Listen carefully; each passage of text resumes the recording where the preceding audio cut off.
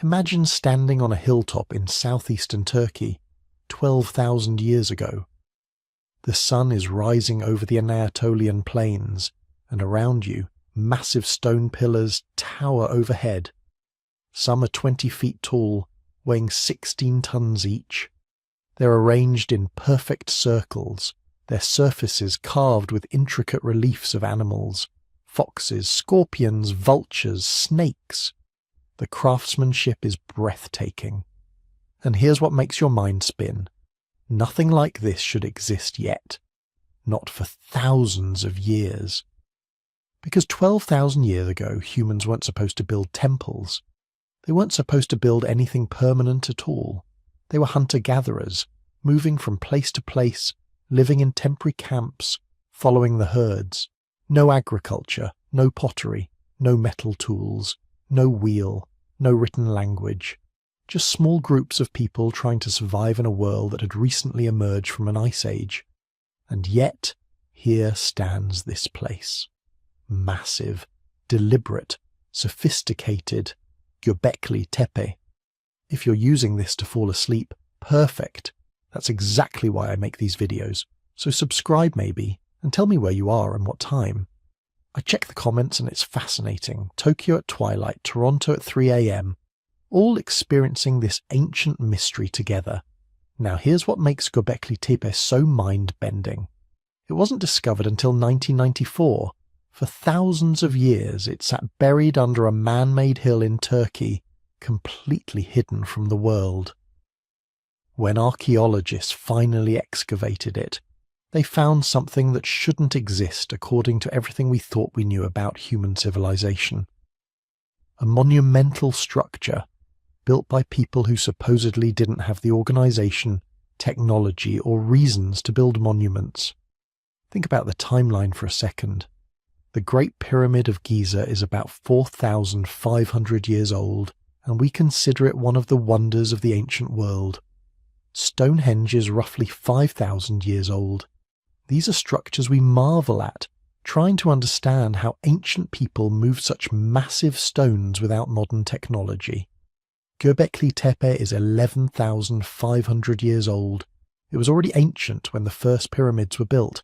It was already 6,000 years old when humans invented writing. It predates agriculture, pottery, metallurgy, everything we associate with civilization. If Stonehenge is impressively old, Göbekli Tepe is impossibly old. And here's the really crazy part. The people who built it then deliberately buried it. Around 8,000 BCE, they carefully filled in these massive stone circles with debris, creating an artificial hill that preserved the site for millennia. Nobody knows why. It's like they wanted future humans to find it, but only when we were ready. You know that feeling when you realize everything you thought you understood about something is suddenly wrong? That's what happened to archaeologists when they understood what Göbekli Tepe meant. For over a century, we had a clear narrative about how civilization developed. First came agriculture, which led to permanent settlements, which created surplus food, which allowed specialization of labor, which eventually led to organized religion and monumental architecture. It was a neat, logical progression. Göbekli Tepe flips that entire story upside down, because here we have monumental architecture and organized religion thousands of years before agriculture. The people who built this weren't farmers. They were hunter-gatherers who somehow organized themselves into work parties capable of quarrying, transporting, and erecting stones that weigh as much as small houses, without domesticated animals to help, without metal tools, without any of the technology we assumed was necessary for such projects. So what was this place? That's the question that keeps researchers awake at night. Was it a temple, humanity's first cathedral, where hunter-gatherer groups from across the region gathered for religious ceremonies? Was it an astronomical observatory, tracking the movements of stars and seasons? Was it a meeting place, where different groups came together to trade, share stories, and maintain social bonds across vast distances? Or was it something else entirely, something that doesn't fit any category we have, because the people who built it saw the world in ways we can't fully comprehend? The truth is, we don't know, and that uncertainty is part of what makes Göbekli Tepe so captivating. It's a mystery carved in stone, a question mark from the dawn of civilization, challenging everything we thought we understood about our ancestors and ourselves. As you drift off tonight, we're going to walk through this mystery together. From the moment of its discovery to the latest theories about its purpose and meaning. We'll explore what life was like for the people who built it, examine the incredible carvings they left behind, and confront the profound questions this site raises about human nature, creativity, and our drive to create something lasting, something meaningful, something that reaches across thousands of years to touch us today. Because Göbekli Tepe isn't just about ancient stones, it's about us, about what it means to be human. Picture southeastern Turkey in the early 1990s, rolling hills covered in dry grasses, scattered with limestone outcrops that poke through the earth like broken teeth. The landscape near Şanlıurfa is harsh, but beautiful, ancient, windswept, the kind of place where you can see for miles in every direction, where the sky meets the earth in a hazy line that shimmers in the summer heat. This is farming country now, has been for thousands of years. Wheat fields stretch across valleys that have been cultivated since humans first figured out how to convince wild grasses to grow where they wanted. But underneath all that agricultural history, something much older was waiting. The locals called one particular hill Göbekli Tepe, Potbelly Hill. Not because of any archaeological significance, but because of its shape. A rounded rise about 50 feet high, maybe 1,000 feet across. Nothing special to look at, just another hill in a landscape full of hills. Farmers have been ploughing around it for generations, occasionally turning up pieces of worked stone that they'd toss aside and keep working. Sometimes they'd find fragments that looked almost intentional, carved maybe, but nothing that seemed worth investigating. In the 1960s, a team of American archaeologists did actually notice the hill. They were surveying the region, cataloguing potential sites, trying to map out the archaeological landscape of southeastern Turkey. They stopped at Göbekli Tepe, looked around, collected some surface finds, pottery sherds, a few pieces of worked stone. They made notes, took measurements, and moved on. Their conclusion: medieval cemetery. Nothing of major significance. Just another burial ground from the Islamic period, maybe a few hundred years old at most. The site was catalogued and essentially forgotten. For 30 years, Göbekli Tepe sat there, growing wheat, sheltering occasional shepherds, keeping its secrets. 30 years during which archaeologists explored dozens of other sites in the region, uncovering Neolithic villages, Bronze Age settlements, Roman fortifications. But that strange pot-bellied hill, not worth the effort. The Americans had checked it out. Medieval cemetery. Case closed. Then in October 1994, a German archaeologist named Klaus Schmidt arrived. He wasn't looking for anything world-changing. He was just following up on old surveys, checking sites that had been catalogued decades earlier to see if modern archaeological techniques might reveal anything new. Schmidt was an expert in the Neolithic period, the critical window of human history when we transitioned from hunting and gathering to farming and settlement. He'd spent years excavating Neolithic sites across the Middle East. He knew what to look for. When he climbed that hill and saw the stones scattered across the surface, something clicked. These weren't random rocks. They weren't crude medieval grave markers. Schmidt could see immediately that the stones had been worked with sophisticated techniques, shaped, carved, deliberately placed. He picked up a few fragments and examined them closely. The workmanship was extraordinary, too refined for a medieval cemetery, too purposeful for a random collection of stones. And then he saw the first carved reliefs, not complete pieces, just fragments visible in the plough soil, an animal's head, the curve of what might be a human arm, abstract symbols he didn't recognize. His pulse probably quickened. Any archaeologist who tells you they don't feel that electric thrill when they realize they found something important is lying. Schmidt knew in that moment he was looking at something that shouldn't exist. Not here, not at this depth, not with this level of sophistication. He began excavation that same year. Not a massive dig, just careful, methodical exploration to understand what he was dealing with. Within weeks, his team had uncovered enough to confirm what Schmidt had suspected from that first visit. This wasn't a medieval cemetery. This wasn't even a typical Neolithic village. This was something unprecedented. Stone pillars, massive ones, some standing 15 feet tall and weighing 10 tons or more, arranged in circles, covered with elaborate carvings, and buried deliberately, carefully, as if someone wanted to preserve them for eternity. The emotional impact on Schmidt was profound. He described it later in interviews, trying to convey what it felt like to stand among those stones for the first time, to realize he was looking at architecture that predated everything he'd been taught was possible. He said it was like discovering a cathedral in a world where everyone assumed humans were still living in caves, like finding a symphony written in an age when people supposedly hadn't invented musical instruments yet.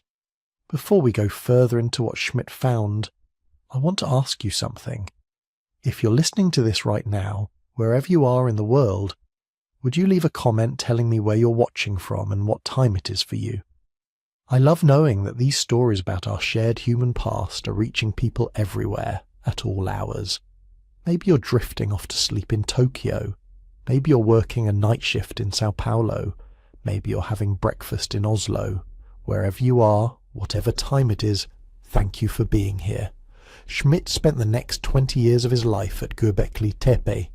Every summer, from 1995 until his death in 2014, he returned to that windswept hill and carefully, patiently, uncovered more of its secrets.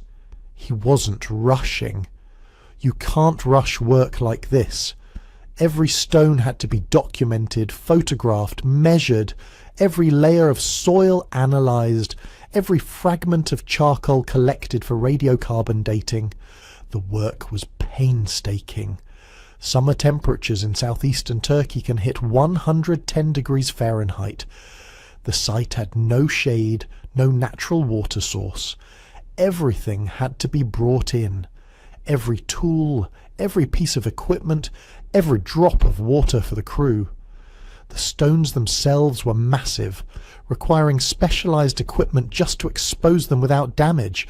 And the carvings, those incredible reliefs of animals and symbols, they were so detailed that cleaning them required dental tools and soft brushes, hours of work for every square foot. But Schmidt never wavered. He understood the magnitude of what he'd found. He knew this site had the potential to rewrite human history, to fundamentally change our understanding of when and how civilization began. That kind of knowledge doesn't come from quick excavations and hasty conclusions. It comes from decades of careful work, from patience and precision and an almost obsessive attention to detail. His team expanded gradually. Turkish archaeologists joined the effort. Students came from universities across Europe and the Middle East. Specialists in everything from ancient stoneworking techniques to prehistoric symbolism contributed their expertise. Göbekli Tepe became one of the most important active archaeological sites in the world, and Schmidt was its guardian, its interpreter, its most passionate advocate. He gave countless interviews trying to convey the significance of the site. He published papers. He guided other researchers through the stone circles, pointing out details that would take an untrained eye hours to notice. He fought for funding, for protection of the site, for recognition that what lay beneath Potbelly Hill was humanity's heritage, something that belonged to everyone. Schmidt described the experience of working at Göbekli Tepe as almost transcendent. He said there were moments, usually early in the morning before the heat became unbearable, when he'd stand alone among the pillars and feel connected to the people who had built them. Not in some mystical sense, but in a profoundly human way. These were people like us, he said. They had hopes and fears and dreams.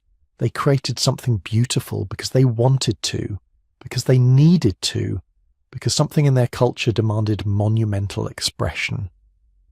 The tragedy is that Schmidt died before the excavation was complete. In July 2014, he suffered a heart attack while swimming. He was only 61. The work continues without him, but those who knew him say Göbekli Tepe lost its soul when Schmidt passed. He had lived with those stones for 20 years. He knew every pillar, every carving, every strange symbol. He had theories about what it all meant, ideas he was still developing, questions he was still pursuing. But what Schmidt left behind was extraordinary. A lifetime of careful documentation, thousands of photographs, detailed maps, radiocarbon dates that pushed the site's construction back to 9,600 BCE, making it older than Stonehenge by 6,000 years, older than the Egyptian pyramids by 7,000 years. He left behind proof that everything we thought we knew about the origins of civilization was wrong. The hill Schmidt climbed in 1994 wasn't hiding a medieval cemetery. It was hiding humanity's first monumental architecture, the first evidence that we were capable of creating something beautiful, something permanent, something that would last for millennia. And now it was time for the world to understand what that meant. Picture yourself standing at the edge of a limestone quarry 11,600 years ago. You're a hunter-gatherer. Your people move with the seasons, following game herds and wild grain harvests. Your tools are stone and wood. Your shelter is temporary. Your entire worldly possessions can be carried on your back. Now look down into that quarry and imagine carving out a single block of limestone weighing 50 tons. Not 50 pounds, 50 tons. That's roughly the weight of 7 full-grown elephants, or about 50 modern automobiles stacked together, and you're going to do this with stone tools. No metal, no wheels, no draft animals. Then you're going to move it half a mile uphill and stand it upright with such precision that it will still be standing 11,000 years later. Impossible, right? Except that's exactly what they did. Not once, but dozens of times. Not for shelter, not for defense, but for something else entirely. Something that mattered so much they were willing to invest thousands of hours of backbreaking labour into creating it. Göbekli Tepe isn't just ancient, it's architecturally sophisticated in ways that shouldn't exist in the pre-pottery Neolithic period. When Klaus Schmidt's team began excavating the stone circles, they found something that broke every rule we thought we knew about how human societies develop. The site consists of multiple circular enclosures. At least 20 have been identified through ground-penetrating radar, though only a fraction have been excavated so far. Each enclosure follows the same basic design. A roughly circular wall, sometimes carved directly from the bedrock, sometimes built from smaller limestone blocks. Inside these circles, massive T-shaped pillars arranged in rings, all facing inward toward a central pair of even larger pillars. The circles range from 10 to 30 meters in diameter, not small. These are architectural spaces designed to hold crowds, to accommodate gatherings of dozens, maybe hundreds of people. But it's the pillars themselves that really make you stop and question everything. They're called T-pillars because of their distinctive shape. A broad, flat top section, like the crossbar of a T, sitting on a narrower rectangular shaft. The smallest ones stand about 3 meters tall and weigh several tons. The largest, including some still lying in the nearby quarry, reach heights of 5 to 6 meters and weigh up to 50 tons. That's taller than a 2-story building, carved from single pieces of limestone. To put this in perspective, Stonehenge, probably the most famous megalithic monument in the world, was built around 5,000 years ago, roughly 6,000 years after Göbekli Tepe. The largest stones at Stonehenge weigh about 25 tons. Impressive. Until you realise the builders of Göbekli Tepe were moving stones twice that heavy, with even more primitive technology, and they were doing it 6,000 years earlier. The engineering questions this raises are staggering. First, quarrying. How do you extract a 50-ton block of limestone from bedrock using only stone tools? Modern experiments in ancient quarrying techniques suggest it's possible, but incredibly labour-intensive. You create a line of holes along where you want the stone to split, then drive wooden wedges into those holes and soak them with water. As the wood expands, it creates fractures in the stone. Do this correctly and the stone splits relatively cleanly, but we're talking about hundreds of man-hours just to free a single pillar from the quarry. Then comes transportation. The quarry at Göbekli Tepe lies about 100 to 500 metres from the main structures, depending on which enclosure we're talking about. The terrain is uneven, rocky, uphill in places. Moving 50 tons across this landscape without wheels, without metal tools, without draft animals, it should be impossible. Yet they did it repeatedly. Some researchers suggest they used wooden rollers, placing logs under the stones and rolling them forward. Maybe. But tests with this method show you need dozens of people coordinating perfectly, constantly repositioning the logs as they roll out from behind the stone. Others think they might have used wooden sledges, dragging the stones on runners lubricated with water or animal fat. Also possible. Also requiring massive coordinated effort. The most conservative estimates suggest moving a 50-ton pillar would require at least 500 people pulling in unison. That's not a family group. That's not even a single band of hunter-gatherers. That's a massive coordinated labour force, all working together, all fed and organised for a project that might take weeks or months. But getting the stones to the site was only the beginning. Then you had to stand them upright. Think about the physics for a moment. A 50-ton pillar, 5 metres tall, lying on the ground. You need to lift one end, pivot it up, and drop it into a prepared socket in the bedrock without it breaking or falling on anyone. Modern engineers would use cranes, computer-calculated lifting points, steel cables. The builders of Göbekli Tepe had none of these things. They probably used earthen ramps, pile dirt and stones against one side of the pillar, creating a ramp. Use that ramp to gradually lever the pillar up, probably with wooden beams serving as levers. As the pillar rises, you build up the ramp higher, lever it some more, build higher, until finally the pillar is vertical enough to drop into its socket. Then you carefully remove the ramp without disturbing the pillar. It's theoretically possible. It's also terrifyingly dangerous and requires precise coordination among large groups of workers. And they didn't just stand these pillars up randomly. They positioned them with architectural precision. The pillars in each circle are evenly spaced, arranged in perfect rings.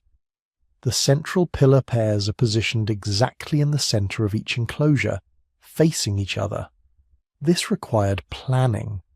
Someone had to design these spaces before construction began. Someone had to measure, calculate, coordinate. This is architecture, not just piling up stones. This is intentional spatial design at a level we didn't think existed 11,600 years ago. But what really separates Göbekli Tepe from any other Neolithic site is what's carved on these pillars. They aren't blank. Nearly every pillar is covered with intricate relief carvings. Animals mostly. Snakes, foxes, wild boars, aurochs, gazelles, vultures, scorpions, spiders. The menagerie of the ancient Near Eastern landscape. But these aren't crude scratches.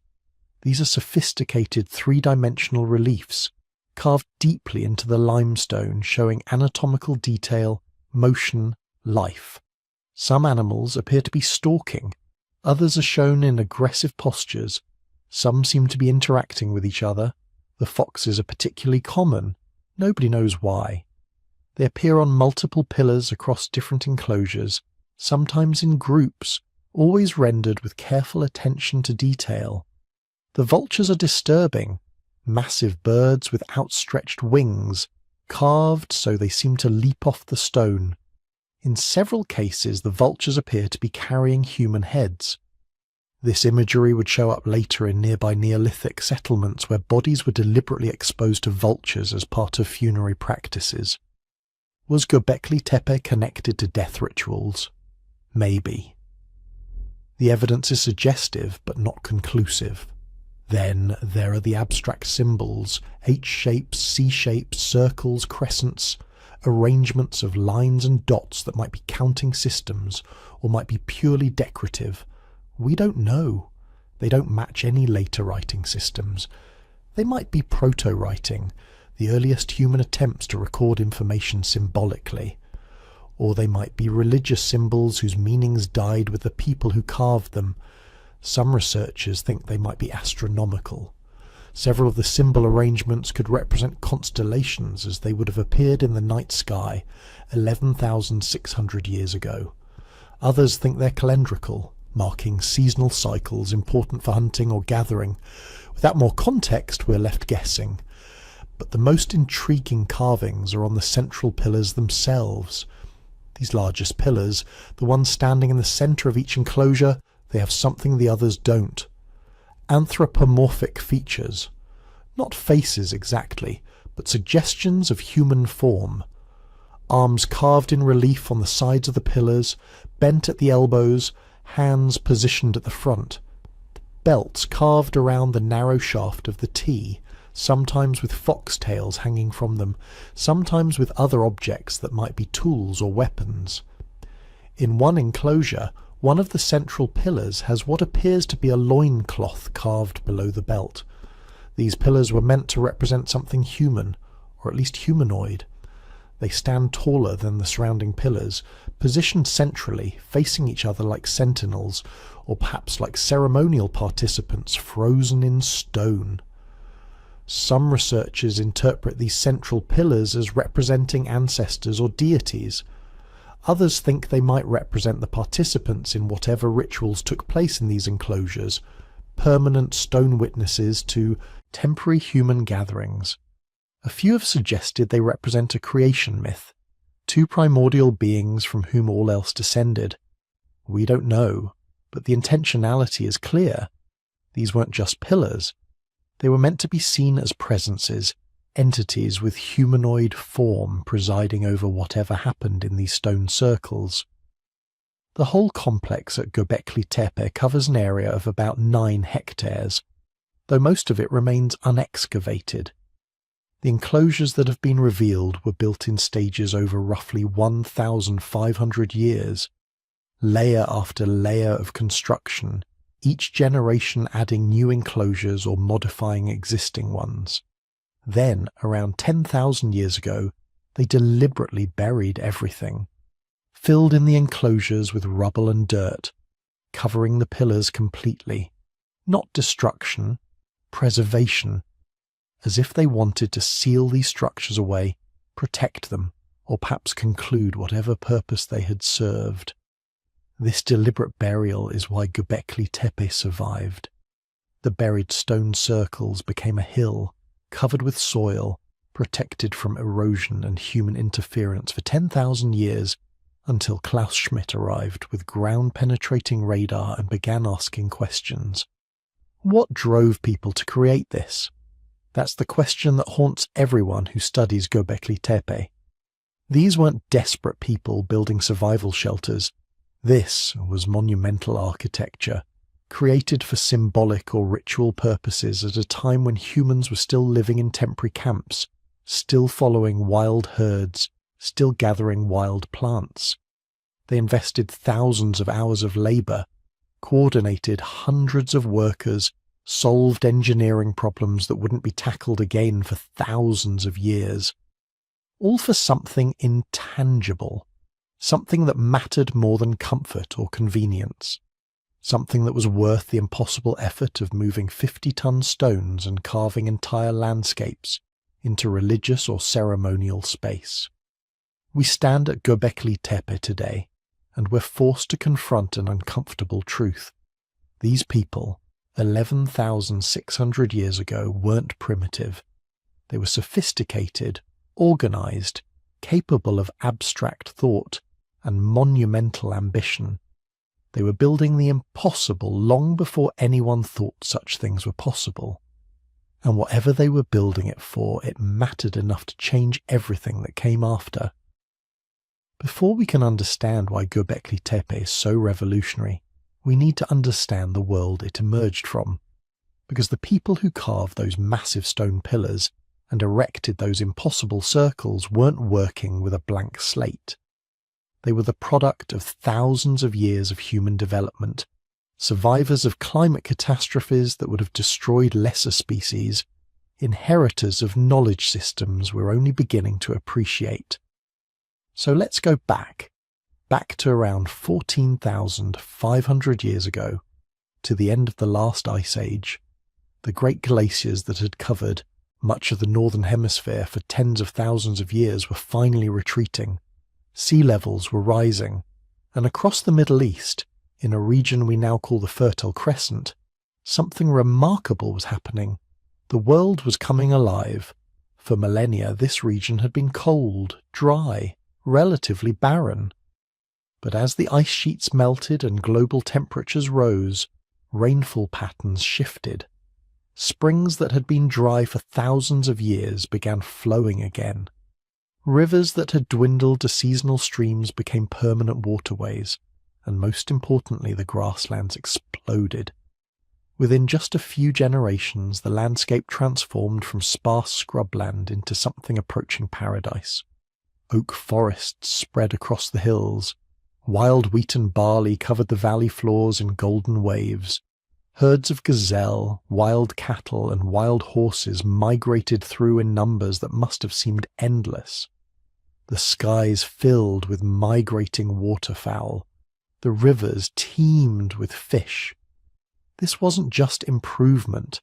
This was abundance on a scale that humans in this region had never experienced before. The people living here responded exactly as you'd expect. Their populations grew, their territories expanded, and they developed increasingly sophisticated strategies to exploit this sudden wealth of resources. We call these people the Natufians, after the first archaeological site where their remains were discovered. But they weren't a single unified culture. They were a network of related groups spread across what is now Israel, Palestine, Lebanon, Syria, and southern Turkey. Groups that shared certain technologies and traditions but adapted them to their specific local environments. The Natufians were hunter-gatherers, but forget whatever stereotype that term brings to mind. These weren't simple nomads wandering aimlessly from camp to camp. They were sophisticated resource managers with detailed knowledge of their territories, seasonal patterns, and animal behavior. A typical Natufian group might consist of 20 to 50 people, extended family networks bound together by kinship and generations of shared experience. They knew their territory intimately, every spring that flowed year-round, every stand of wild grain, every cave where they could find shelter in winter, every valley where gazelle migrated in autumn. And here's the crucial part. They were starting to stay in one place. At sites across the Fertile Crescent, archaeologists have found the remains of what they call semi-permanent settlements. Not cities, not even villages by our standards, but substantial stone structures, some with plastered floors and storage pits. Buildings meant to last years, not just seasons. Buildings people came back to generation after generation. This is massive. For hundreds of thousands of years, humans have been mobile by necessity. You follow the resources. When the game moves, you move. When the plants you depend on finish fruiting in one area, you travel to another area where they're just ripening. But the Natufians had discovered something revolutionary. In certain locations, if you planned carefully, you could stay put. The wild grain grew so thick in some valleys that a family could harvest enough in a few weeks to last months. Fish runs in the rivers were predictable and abundant, and with proper storage techniques, dried fish, grain, and preserved meat, you could ride out the lean seasons without having to pack up and move. This created what archaeologists call a sedentary or semi-sedentary lifestyle. Some groups stayed in their settlements year-round. Others used them as base camps, sending out hunting parties or foraging expeditions, but always returning to the same home base. The implications of this shift were enormous. When you're mobile, you can't accumulate much. Everything you own has to be carried on your back or loaded onto pack animals if you're lucky. But when you stay in one place, even part-time, suddenly you can invest in infrastructure, storage pits, grinding stones for processing grain, better shelters, more elaborate toolkits.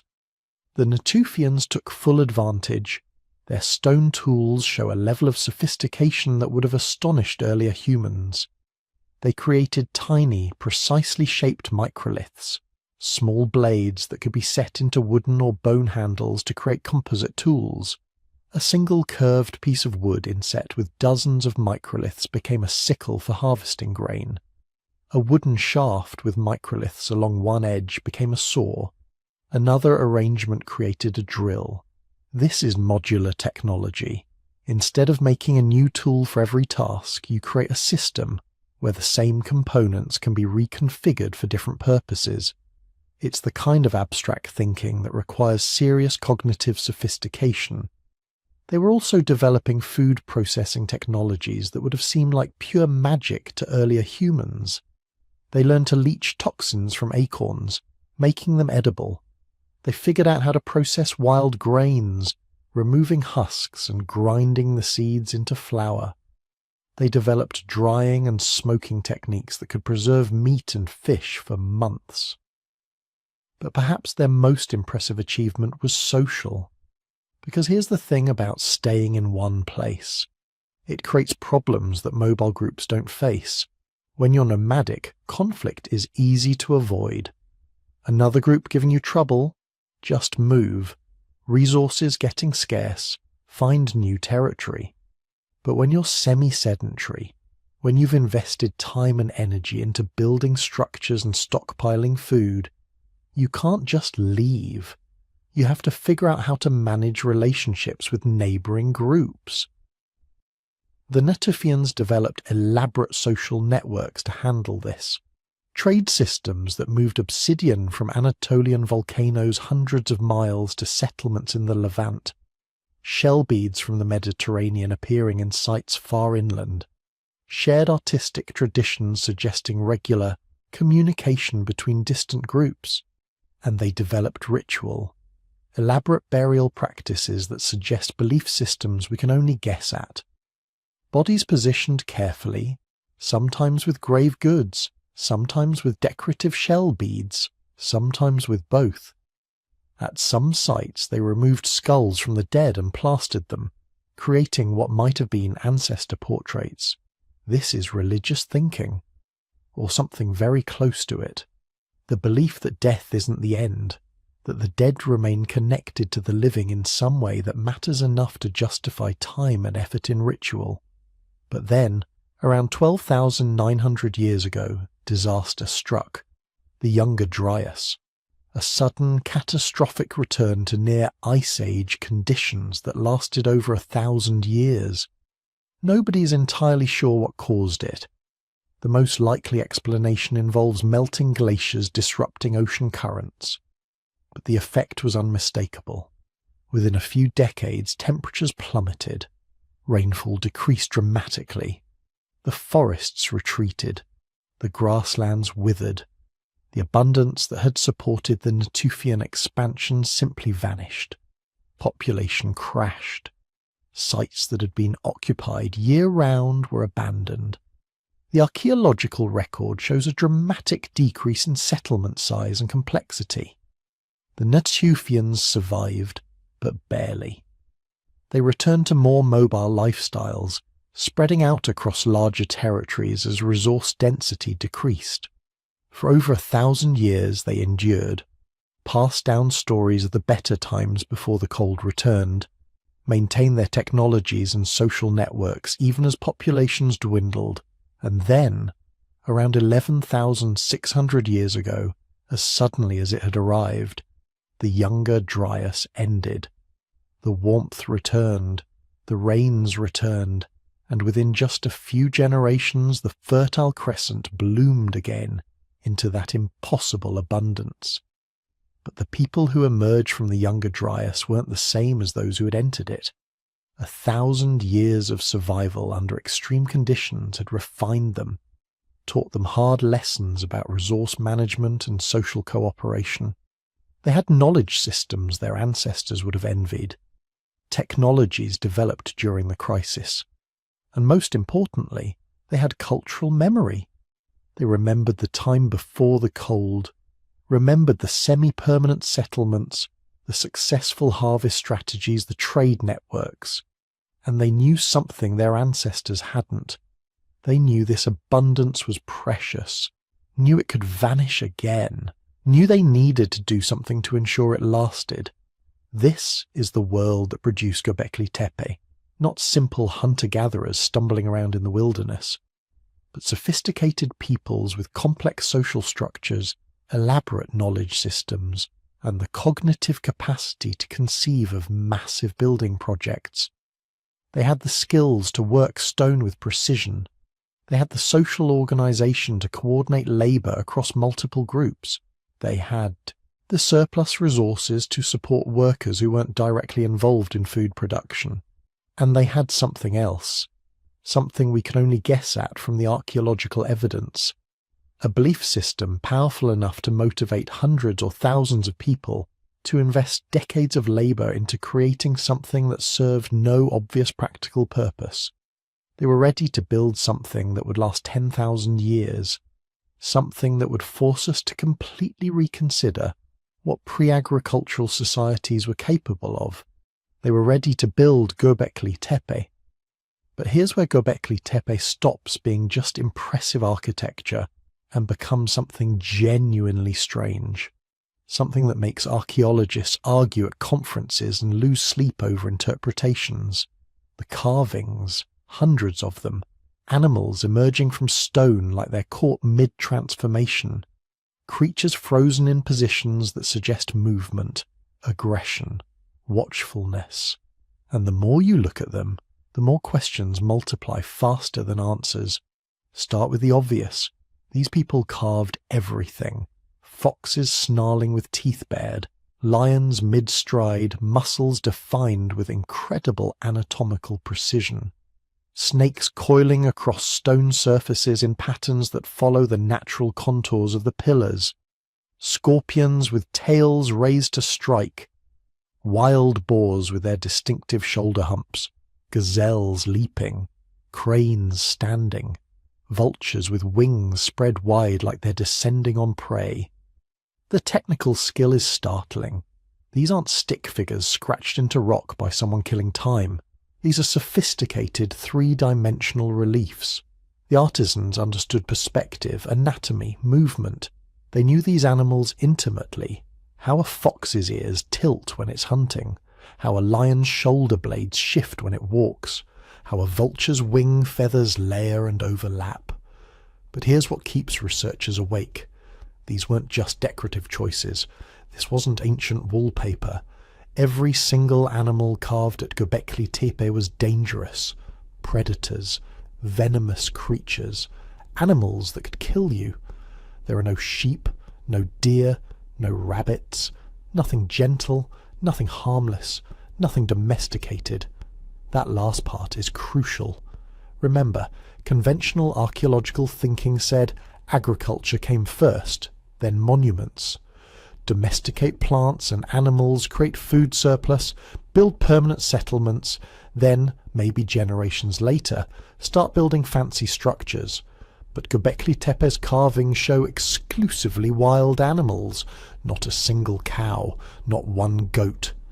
Nothing that suggests these people had even begun the process of domestication. This absence speaks volumes. These builders were still living in a world of wild things, still moving through landscapes where every day meant negotiating with predators and prey, still existing in that ancient relationship between humans and the natural world that we've mostly forgotten, the relationship where you're not necessarily at the top of the food chain. And they carved this reality into their monuments with obsessive detail. Take the vultures. They appear everywhere at Göbekli Tepe, sometimes alone, sometimes in groups, often positioned above other animals or near humanoid figures. One pillar, the so-called vulture stone in enclosure D, has sparked more debate than almost any other archaeological artifact from this period. The carving shows a vulture, wings spread, positioned above what appears to be a headless human figure. Nearby there's a circle with an animal inside, sometimes interpreted as a sphere or disc. And above all this, smaller figures, abstract symbols, geometric shapes. Some archaeologists see it as simply depicting excarnation, the practice of leaving bodies exposed for scavengers to clean the bones before burial. Sky burial. It was common in many ancient cultures, practical even. The vultures do the work of separating flesh from bone, and eventually you collect the clean skeleton for final burial. But then Martin Sweatman from the University of Edinburgh looked at that vulture stone and saw something else entirely. Something that made conventional archaeologists deeply uncomfortable. He proposed it might be a star map, that the symbols could represent constellations, that the pillar might be recording a specific astronomical event, possibly a comet impact around 10,950 BCE.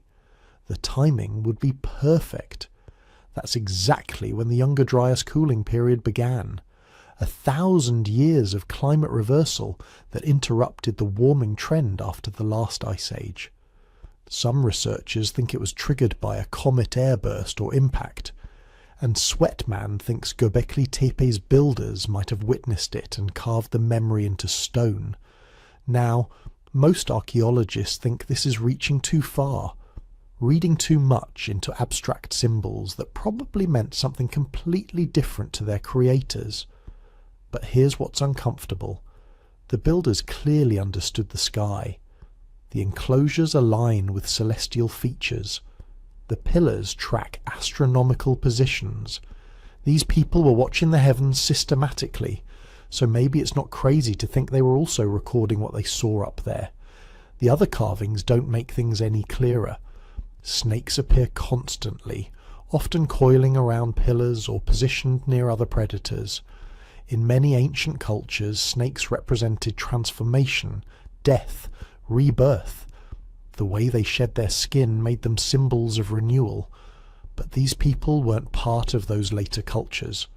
We can't assume they thought about snakes the same way Bronze Age civilizations would thousands of years later. Maybe the snakes at Göbekli Tepe just meant danger. Immediate, present danger.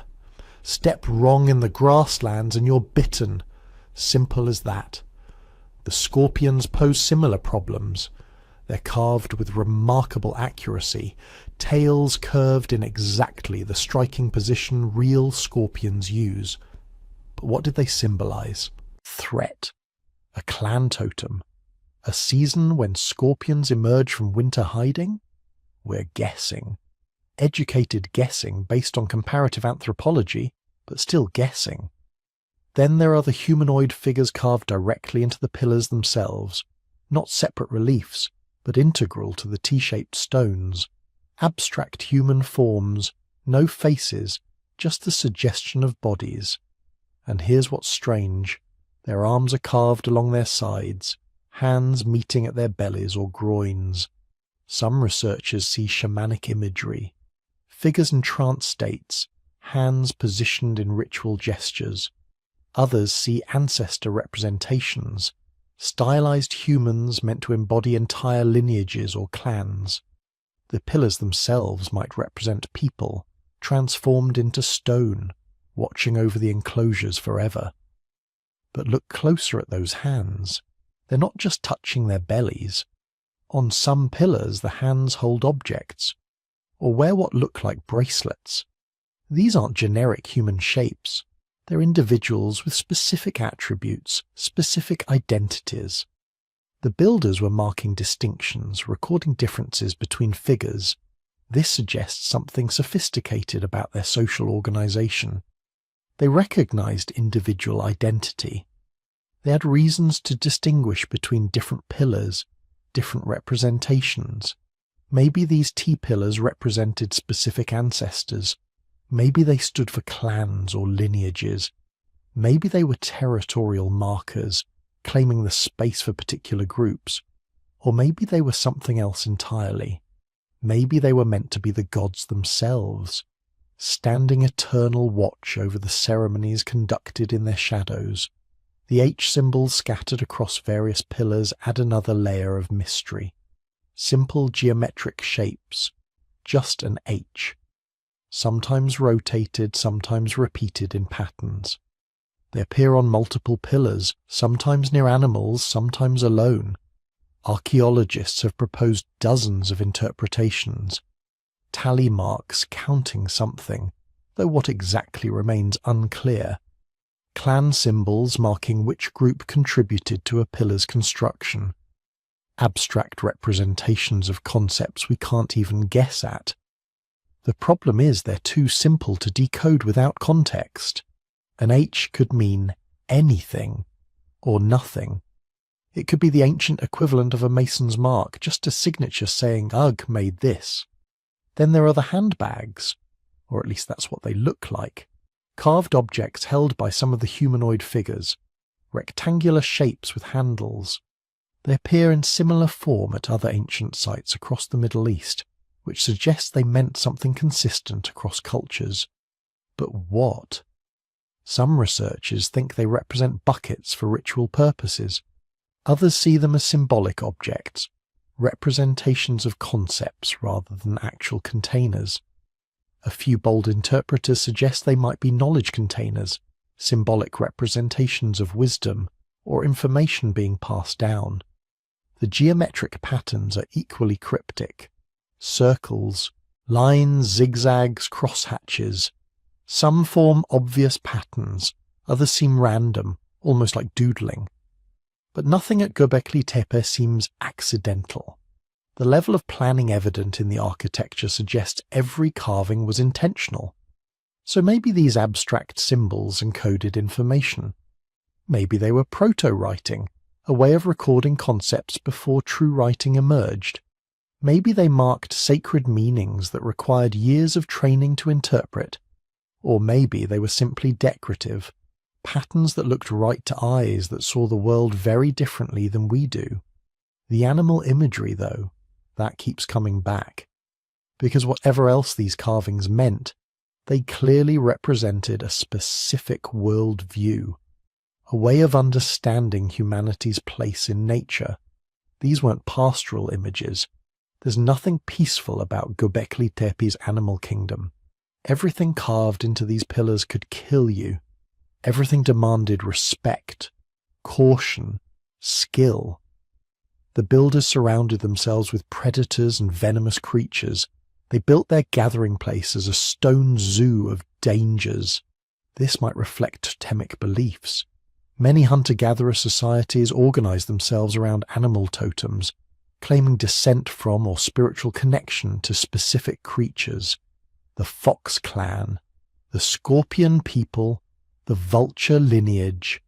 Göbekli Tepe's enclosures might represent different totemic groups, each building their own sacred space decorated with their spiritual animals. Or maybe it was shamanic. Maybe these were the animals encountered during trance states, spirit journeys, altered consciousness experiences. The predators you met when you crossed into the other world. The guides and challengers that tested initiates during ritual ordeals. But there's another possibility, a simpler one.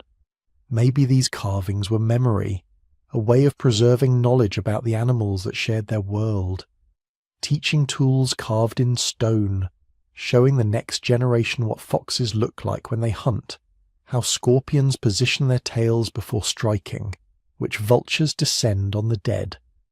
In a world without writing, without photography, without any way to record information except stone and story, these carvings become encyclopedias, permanent records of the natural world as they experienced it. And maybe that's what makes them so powerful. These aren't just religious symbols or artistic expressions. They're evidence of people trying desperately to capture their reality and make it permanent. To take everything important, everything dangerous, everything worth remembering, and transform it into stone that would last forever, they succeeded. 11,000 years later, their foxes still snarl, their vultures still spread their wings, their snakes still coil through stone. The animals speak across millennia, telling us about a world we've lost, about people who lived so close to wild things they could carve their every muscle from memory. But what they were actually, saying what these symbols really meant to their creators, that remains locked in silence. We can catalogue the carvings, measure their dimensions, compare them to other sites. We can propose theories and build interpretations, but the true meaning, the actual thoughts in the minds of the artists who shaped these creatures from limestone, that's gone. Lost to time like everything else about these mysterious builders, except the stones themselves, still standing, still covered in predators, still guarding whatever secrets they were meant to protect. So here's the question that keeps archaeologists arguing late into the night. What was Göbekli Tepe actually for? Klaus Schmidt, the archaeologist who dedicated his life to excavating the site, had a clear answer. It was a temple, pure and simple. A sacred sanctuary built by hunter-gatherers who had no villages, no agriculture, no permanent settlements. Just an overwhelming need to create something holy. Schmidt's interpretation was based on decades of evidence. No residential structures, no hearths for cooking daily meals, no storage facilities, no trash middens full of broken pottery and discarded tools, nothing that would suggest people actually lived at Göbekli Tepe. Instead, what he found was monumental architecture on a scale that defied logic. Massive stone circles arranged with mathematical precision, pillars carved with sacred animals and mysterious symbols, floors kept meticulously clean, almost ceremonially pure. This wasn't a place where people lived their everyday lives. This was somewhere they went to touch the divine. Schmidt called it humanity's first cathedral, a place built specifically and exclusively for ritual purposes. Imagine that. Hunter-gatherers who are supposed to be struggling just to survive, spending years, maybe decades, quarrying 15-ton pillars and carving them with elaborate designs, all to create a space where they could gather and perform ceremonies we can barely imagine. But here's where it gets complicated, because not everyone agrees with Schmidt's interpretation, and the evidence, as it always does, tells multiple stories depending on how you look at it. Some archaeologists point to the animal bones, thousands of them scattered around the enclosures, gazelle, aurochs, wild sheep, birds, the remains of what must have been enormous feasts. Chemical analysis of the stone vessels found at the site shows residues of fermented beverages. These people weren't just performing quiet rituals, they were throwing parties, massive communal gatherings involving hundreds, maybe thousands of people, all eating, drinking and celebrating together. This has led some researchers to argue that Göbekli Tepe was less a temple and more a gathering place, a neutral ground where different hunter-gatherer bands could meet, trade, share information, arrange marriages, settle disputes. The ritual aspects were real, certainly, but they served a practical purpose. Bringing people together, creating social bonds that could span hundreds of miles. Think about it from their perspective. You're living in small groups of 20 or 30 people. Your survival depends on knowing what's happening beyond your immediate territory. Where are the herds migrating? Which water sources are reliable this year? Are neighbouring groups friendly or hostile? You need information, alliances, connections. But you can't just show up at someone else's camp unannounced. That's dangerous. You need neutral territory, a place that belongs to everyone and no one, a place made sacred by the effort invested in building it. Göbekli Tepe might have been that place, a permanent location where temporary gatherings could happen. The monumental architecture wasn't just for impressing the gods, it was for impressing each other, demonstrating that your group could contribute to something larger than any single band. The feasts weren't just religious ceremonies, they were diplomatic events, chances to build relationships that could save your life when the drought came or the herds failed. But there's another theory, one that's darker and perhaps more compelling. Some researchers believe Göbekli Tepe was built as a response to trauma. Climate trauma. Remember, these people were living around 11,600 years ago, right at the end of the Younger Dryas, a 1,000-year climate catastrophe that had brought sudden freezing temperatures back to a world that had been warming. For a millennium, their ancestors had watched the environment deteriorate. Forests dying, grasslands shrinking, animals disappearing. Then, just as suddenly, around 11,600 years ago, it ended. Temperatures shot up. Within decades, maybe even years, the world transformed. Rain returned, vegetation exploded, animal populations recovered. But people who've lived through trauma don't just forget. They create ways to remember, to process, to make sense of what happened. They build monuments. This theory suggests Göbekli Tepe was humanity's first memorial, a massive stone prayer that such disasters would never happen again. The animals carved on the pillars weren't random decorations. They were reminders of the species that had sustained their ancestors through the crisis. The geometric symbols might have been attempts to encode knowledge, to preserve information about survival strategies in permanent form. The fact that the site was built on a hilltop suddenly makes sense. High ground, a place safe from floods, a location where you could see danger coming from miles away. The massive effort invested in construction becomes an act of collective healing, groups working together to create something permanent in a world that had proven devastatingly temporary. And then there's the astronomical hypothesis. Several researchers have noted that the stone circles at Göbekli Tepe seem to be aligned with celestial events. The positioning of pillars might correspond to the rising and setting points of significant stars or constellations as they appeared 11,600 years ago. Some argue the entire complex functioned as an ancient observatory, a place where people gathered to track the movements of celestial bodies. This wouldn't be unusual. Hunter-gatherers around the world have sophisticated astronomical knowledge. They need it. The stars tell you when to expect seasonal changes, when animals will migrate, when plants will fruit. If you're coordinating gatherings of multiple groups across vast territories, you need a shared calendar. And what better way to create one than by building permanent stone markers aligned with the sky? But perhaps the most mysterious aspect of Göbekli Tepe isn't what happened there, but what happened to it. Because the site wasn't destroyed by enemies or abandoned to decay. It was deliberately, carefully, almost lovingly buried. Generation after generation, the people who built Göbekli Tepe filled in their own structures. They brought thousands of tons of earth and rubble. They covered the carved pillars, the stone circles, the floors where their ancestors had gathered. They didn't destroy anything. They preserved it, creating perfect time capsules that would survive for 12,000 years. Then they built new enclosures on top and eventually buried those too. This pattern repeated over and over for more than a millennium. Why? Some archaeologists think it was ritual closure, a way of sealing off sacred spaces when their religious function had been fulfilled. Like building a tomb for a temple, Others suggest it was practical.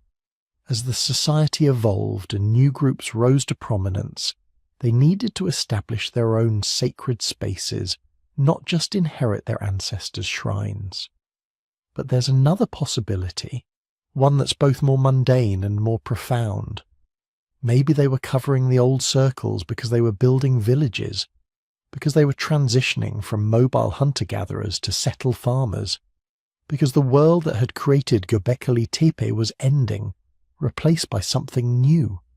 The intentional burial happens to coincide with the first evidence of permanent settlements in the region, of systematic agriculture, of pottery and animal domestication, all the markers of the Neolithic Revolution.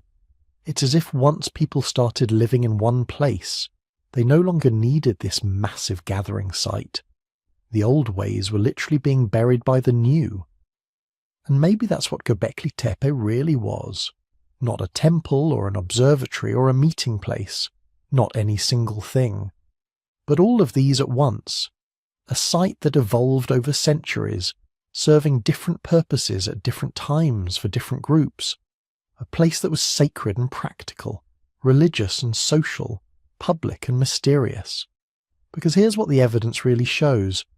No one lived at Göbekli Tepe permanently. The lack of residential structures makes that clear. But thousands of people visited. The animal bones, the feast remains, the worn floors prove that. They came seasonally, probably during specific times of year when multiple groups could gather. They brought offerings, held ceremonies, shared meals, conducted business, arranged alliances. They carved new symbols into the pillars, each generation adding its own marks to the stone. And when they left it clean, ready for the next gathering, ready for the next ceremony, ready to remain sacred until the world changed so much that even sacred places had to be put to rest. That deliberate burial tells us something profound about the people who built Göbekli Tepe. They understood endings. They knew how to let go. When the time came to move on to become something new, they didn't destroy what their ancestors had built. They honored it by preserving it perfectly. They gave it a burial worthy of something holy. 12,000 years later, we're still trying to understand what they created, still debating whether it was temple or monument, observatory or gathering place, still marveling at the sophistication of people we once dismissed as primitive. Maybe that's the real answer. Göbekli Tepe was whatever they needed it to be, and what they needed was something permanent in an impermanent world, something that could hold their dreams, their fears, their knowledge, and their hope, something that would last, and it did. Here's what every history textbook told us for over a century. First came agriculture. Humans figured out how to plant seeds, domesticate animals, grow reliable food supplies. This led to permanent settlements. Settlements led to surplus food. Surplus food created leisure time. Leisure time allowed people to develop specialized skills, art, religion, complex social structures. And eventually, after all this groundwork was laid, humans built temples and monuments to house their religious practices. It was a neat, logical progression. Economics before ideology, practicality before spirituality. Feed yourself first, worship later. The story made sense. It fit everything we thought we knew about how civilizations develop. Archaeology seemed to confirm it. Everywhere researchers looked, they found agricultural villages before they found monumental architecture. In Mesopotamia, farming settlements appeared thousands of years before the first ziggurats. In Egypt, agricultural communities existed for millennia before the pyramids. In China, rice cultivation preceded temple building by generations. The pattern seemed universal, inevitable. Humans needed food security before they could invest energy in anything as seemingly impractical as building massive stone monuments for religious purposes. Then Klaus Schmidt started excavating Göbekli Tepe, and every single part of that neat story fell apart, because at Göbekli Tepe there's no evidence of agriculture. None. No domesticated grain seeds in the soil layers associated with the monument's construction. No signs of penned animals or managed herds. No permanent houses, no storage facilities, no trash heaps indicating year-round occupation. The people who built these massive stone circles, who carved intricate animal reliefs, who organised the labour of hundreds or thousands of individuals, they were hunter-gatherers. They were supposedly living the hand-to-mouth existence that every textbook said left no time for monumental construction. They were the people who weren't supposed to be capable of this. Schmidt looked at this evidence and proposed something radical, something that turned 150 years of archaeological theory completely upside down. What if we had it backwards? What if religion didn't come after civilization? What if religion created civilization? Think about what Göbekli Tepe represents. These weren't simple shelters or practical buildings. Nobody lived here permanently. The massive effort that went into construction, the artistic sophistication of the carvings, the careful planning of the circular layouts, all of it served a single purpose. This was a sacred space, a temple, a place where scattered hunter-gatherer bands could come together to participate in something larger than themselves, something that transcended the daily grind of finding food and avoiding predators. Now imagine you're part of one of those hunter-gatherer bands 11,600 years ago. Your group numbers maybe 30 people. You know the territories within a few days' walk, know where the wild game congregates seasonally, where the edible plants grow thickest. Your life is mobile, flexible, sustainable in its own way, but it's also isolated. You see the same faces every day. Your world is small. Then comes the season when multiple bands gather at the sacred site. Suddenly there are hundreds of people, maybe thousands, extended family you haven't seen in years, potential marriage partners, trading opportunities, stories and songs from distant territories. And at the centre of it all, those massive stone pillars rising from the earth, covered in carvings that connect you to something ancient, something powerful, something that gives meaning to the hardships of daily survival. This gathering, this sacred season, it becomes the most important part of your year. Everything else is preparation for it or recovery from it. And here's where Schmidt's revolution in thinking gets really interesting. To support gatherings of hundreds or thousands of people, even temporarily, you need massive amounts of food. More than you can hunt or gather in the immediate vicinity, especially if you're doing this repeatedly over decades or centuries. So you start planning. Maybe you notice that certain wild grains grow thicker near your campsites where you've disturbed the soil. Maybe you start deliberately scattering seeds in promising locations. Not farming, not yet, just encouraging nature to be more generous in places where you know you'll need food. Maybe you start managing wild herds, following them more closely, protecting them from other predators, guiding them toward areas where you'll be gathering. Not domestication, not yet, just gentle manipulation of animals that are still essentially wild. These aren't agricultural innovations driven by necessity. They're sacred innovations, driven by the desire to gather, to worship, to participate in something bigger than daily survival. The monument comes first. The need to support religious gatherings drives experimentation with food production, and eventually, gradually, almost accidentally, those experiments become agriculture. Schmidt called it the cathedral before the city, religion before civilization, the need to gather and worship, creating the conditions that would eventually lead to permanent settlements, domestication, and everything we recognize as the agricultural revolution. It's elegant, it's radical, and the evidence from Göbekli Tepe makes it terrifyingly plausible. Because here's what the site tells us. Construction happened in phases over centuries, each generation adding new circles, new pillars, new carvings. This wasn't a one-time project. It was a sustained cultural commitment spanning longer than the entire history of the United States. Hunter-gatherer bands, generation after generation, dedicating enormous resources to maintaining and expanding a sacred site. That kind of sustained effort requires powerful motivation, the kind of motivation that only shared belief systems can provide. And during those same centuries, the archaeological record shows something else happening in the surrounding region. Wild grains beginning to show morphological changes that suggest early cultivation. Animal populations showing the first signs of domestication.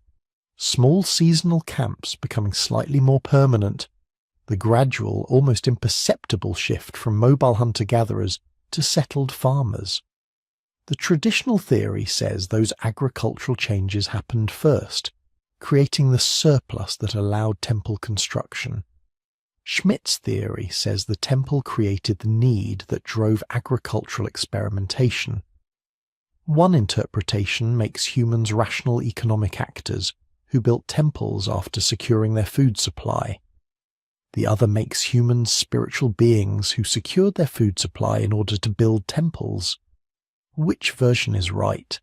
The honest answer is we don't know for certain, and that uncertainty is where things get fascinating. Because the debate over Göbekli Tepe isn't just about one archaeological site, it's about fundamental questions of what drives human behaviour. Are we primarily practical creatures who turn to religion and art only after our material needs are met? Or are we primarily meaning-seeking creatures who will endure material hardship in service of spiritual and social needs? Some archaeologists push back against Schmidt's interpretation. They point out that absence of evidence isn't evidence of absence. Just because we haven't found signs of agriculture at Göbekli Tepe doesn't mean the builders weren't practicing some form of cultivation. Plant remains and storage structures might have been located elsewhere, in areas we haven't excavated. The hunter-gatherer groups in this region were living in an unusually rich environment, the northern edge of the Fertile Crescent, where wild resources were abundant. Maybe they were complex hunter-gatherers, sedentary or semi-sedentary groups with enough surplus to support monument building without agriculture. Other researchers suggest we're creating a false dichotomy. Maybe agriculture and monumental construction developed together, each reinforcing the other in a feedback loop. Experimental cultivation providing food for small gatherings, which motivated more ambitious construction projects, which required better food production, which led to more sophisticated agriculture, not one causing the other, but both emerging simultaneously from the same cultural moment. These debates matter because they shape how we understand ourselves. If Schmidt is right, if religion and shared belief really did spark the agricultural revolution, then we're looking at proof that human beings will reorganize their entire way of life in service of abstract ideas, that will develop new technologies, transform our relationship with the environment, abandon sustainable lifestyles that had worked for millennia, all because of stories we tell ourselves about meaning and purpose and the sacred.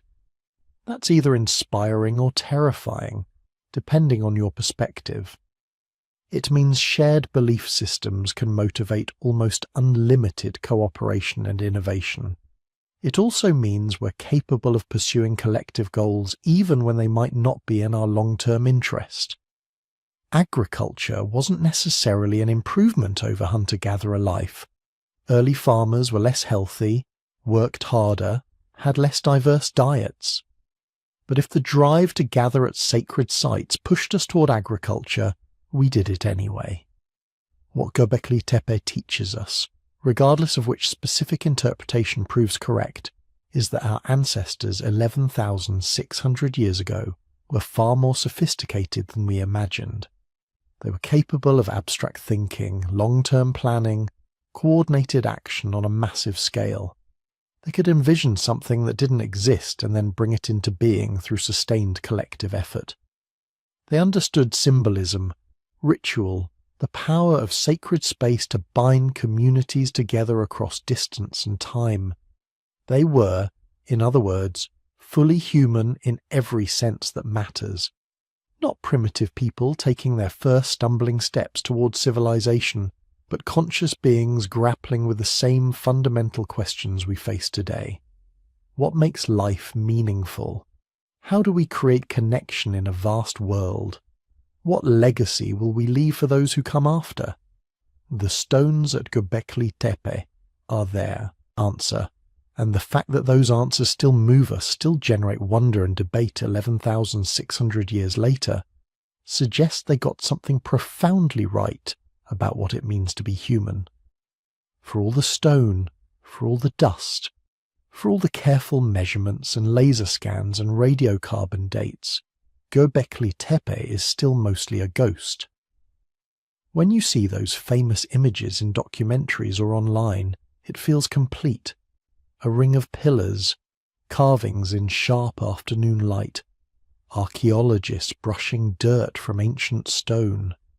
It gives the illusion that we're looking at the whole thing, that the mystery is exposed, but we're not even close.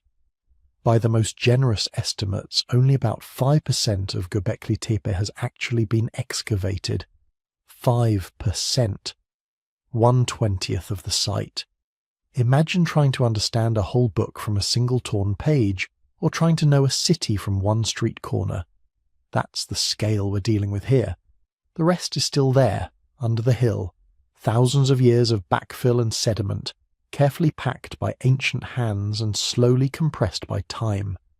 An entire buried landscape of stone rings, pillars, walls, and who knows what else, hidden just a few meters below the surface.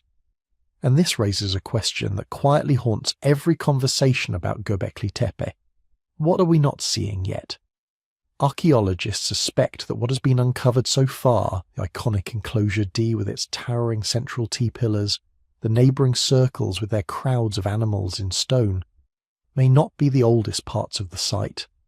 There are hints, tantalising but incomplete, that deeper, older structures may be waiting below those we already know, in ground-penetrating radar surveys, in subtle variations in soil density, in faint circular echoes beneath the current enclosures. There are suggestions of more architecture stacked beneath what we've already revealed, like pages in a book written over centuries and then glued shut. Think of it as a vertical timeline. The enclosures we see now might be the latest edition of a much older tradition. Beneath them, earlier circles, and beneath those perhaps even more primitive stone arrangements, built by people just beginning to experiment with this strange new idea. Vast monumental space dedicated not to shelter, but to meaning. If that's true, then Göbekli Tepe is not a single event. It's not one burst of construction, one moment of genius. It's a long conversation carried out in stone over generations, a tradition that might stretch back hundreds of years, maybe longer. Each generation digging, building, covering, renewing, layer after layer of intention, ritual and memory. But until more of the site is carefully uncovered, that remains a guess. A good guess, supported by geophysics and stratigraphy, but still a guess. For now, 95% of the story is literally underground. And then there's another question, one that slips in as you lie there, listening and imagining those stone circles in the starlight. Who, exactly, built all of this? We can say hunter-gatherers and pre-pottery Neolithic. We can sketch stick figures moving stones and carving animals, but that's not really an answer. Not in the sense that we know these people the way we know, say, the Egyptians or the Romans. Those later civilizations left us texts, names, even daily schedules etched on broken potsherds. The builders of Göbekli Tepe left us stone and silence. We don't know what they called themselves. We don't know what language they spoke. We don't know their myths, their jokes, their fears, the songs they sang to their children. We don't know if they thought of themselves as one people or many, if they saw Göbekli Tepe as a shared sanctuary for far-flung groups, or as the guarded heartland of a particular clan. But we can infer some things from what they did, from the scale of their work. Those central T-pillars weigh up to 20, maybe 40 tons. They had to be quarried from bedrock shaped with stone tools, moved hundreds of meters, and then raised upright into sockets carved into the floor. The enclosure walls had to be dug, stones cut and stacked, floors levelled. The carvings, foxes, snakes, wild boar, birds, abstract symbols, had to be planned and executed with precision. That doesn't happen by accident. That doesn't happen casually when someone has a free afternoon and decides to carve a megalith. It tells us this. Whatever social world these people lived in, it was organised enough to mobilise large numbers of individuals, coordinate their labour, feed them, manage injuries, maintain focus over years, maybe decades of construction. Picture small bands arriving from miles away, from valleys and ridges and riverbanks scattered across the region. 20 people here, 30 there, each group with its own stories, its own hunting grounds, its own small dramas. But when they came to this hill, they were part of something larger. Maybe they had leaders, elders with deep knowledge, ritual specialists who knew the correct sequence of offerings, charismatic figures who could persuade people that hauling another stone was worth the effort, because this is how we keep the world in balance. Maybe labour was organised through kinship, each lineage responsible for a particular sector of wall or one specific pillar. Your grandmother's clan always carved the foxes. Your cousins were known for shaping the tall T's. Your group brought obsidian blades and flint from far away as offerings, and those gifts earned you a place in the ceremonies. Or perhaps it was obligation of another kind, debts of honour, seasonal gatherings where people were required to show up and contribute if they wanted access to marriage partners, trade goods, or simply the prestige of being people of the pillars. Whatever the details, the existence of Göbekli Tepe means these hunter-gatherers had moved far beyond simple, isolated family groups. They had networks, agreements, expectations. They had a way of convincing people to do hard, dangerous, exhausting work for a purpose that was not about shelter or food or immediate survival.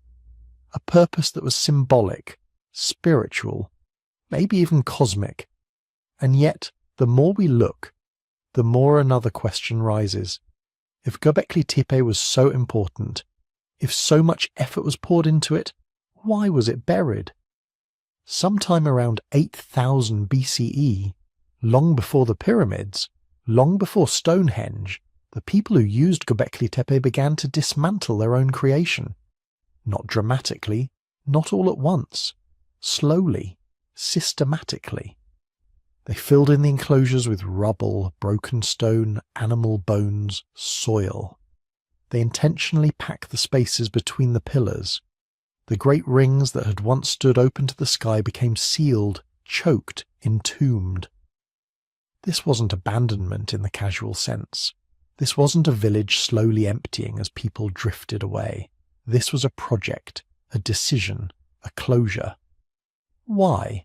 We don't know. We have ideas, but no single answer that fits neatly and cleanly. Maybe what we're seeing is a ritual of retirement. The enclosures grew old, too saturated with memory, too heavy with meaning.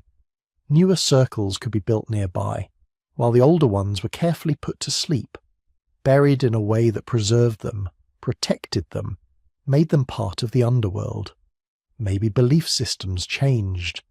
The gods or spirits or ancestors that Göbekli Tepe honoured might have faded, replaced by new ideas. The people could have decided that the right way to end this chapter was not to smash the pillars, but to gently cover them, to fold them back into the earth like closing the eyes of the dead. There's another possibility, more practical and more unsettling. By 8000 BCE, the region was changing. The first experiments with domesticated plants and animals were underway. Communities were shifting from purely foraging to early farming. New priorities emerged: fields to tend, herds to manage, permanent houses to maintain. The huge investment required to keep a site like Göbekli Tepe active might have become too costly. Better, maybe, to pack it up, to give it a final, respectful burial and move on to a new way of life. Or perhaps something happened. Conflict, social breakdown, a shift in power that made Göbekli Tepe politically dangerous, associated with a rival faction or a fading leadership. Burying it could have been an act of erasure, a way to remove the old order without destroying its symbols in a way that might anger whatever forces people believed lived within the stone. We don't know. All we have is the fact of the burial, the texture of the fill, the way bones and stone fragments are mixed, the order in which the layers were laid down. It's like seeing the last page of a story with the middle chapters missing. And then there's the strangest twist of all. Göbekli Tepe may not be unique. For a long time it stood alone in our imagination, a singular anomaly, a freak spark of monumental architecture thousands of years too early. But recent discoveries suggest it may be part of something larger, a whole landscape of early stone centres in southeastern Anatolia. Just 35 kilometres away, at a site called Karahan Tepe, archaeologists have uncovered another complex arrangement of T-shaped pillars. Not identical, not a copy, but part of the same architectural tradition. There are stone pillars set into a carved pit, strange abstract sculptures, even a room with a row of upright pillars facing a central stone figure emerging from the floor. Karahan Tepe is roughly contemporary with Göbekli Tepe, maybe even slightly older in some respects, and it's not alone. Other sites, Sayburç, Sefer Tepe, Çakmak Tepe and more, are beginning to show hints of similar monumental architecture. This changes the question. Instead of asking, why did one community build something like this so early, we may need to ask, what kind of cultural world produced an entire network of such sites? Maybe Göbekli Tepe was not a one-off miracle, but one of several central places in a ritual landscape, sacred hills and valleys woven together by seasonal migrations, shared ceremonies, and long-distance ties of kinship and belief. To explore this invisible landscape, archaeologists are increasingly turning to technology that lets them see below the surface without digging. Ground-penetrating radar, electrical resistivity surveys, magnetometry, tools that read the subsurface like a blurred X-ray. At Göbekli Tepe itself, these methods have already revealed hints of more enclosures scattered across the mound. Circular anomalies, rectangular shapes that might be buildings, zones of disturbed soil that could be quarries or pits. Each new survey adds ghostly outlines to the map, suggesting more complexity, more architecture, more story. At Karahan Tepe and other nearby sites, remote sensing is doing the same, mapping buried structures before a single trowel touches the ground. It allows archaeologists to be strategic, to protect what's there, to plan slow, careful excavations in a world where every exposed stone begins a race against erosion and exposure. But there's a paradox. The more we see with technology, the more mysteries we uncover. Ground-penetrating radar might show a perfect circle beneath the topsoil, a ring of clear returns indicating buried stone. But it doesn't tell us what's carved on those stones. It doesn't reveal the expressions of the animals, the patterns of abstract symbols, the small chips and scratches that record centuries of use. Magnetometry can show us the ghosts of hearths and pits and walls.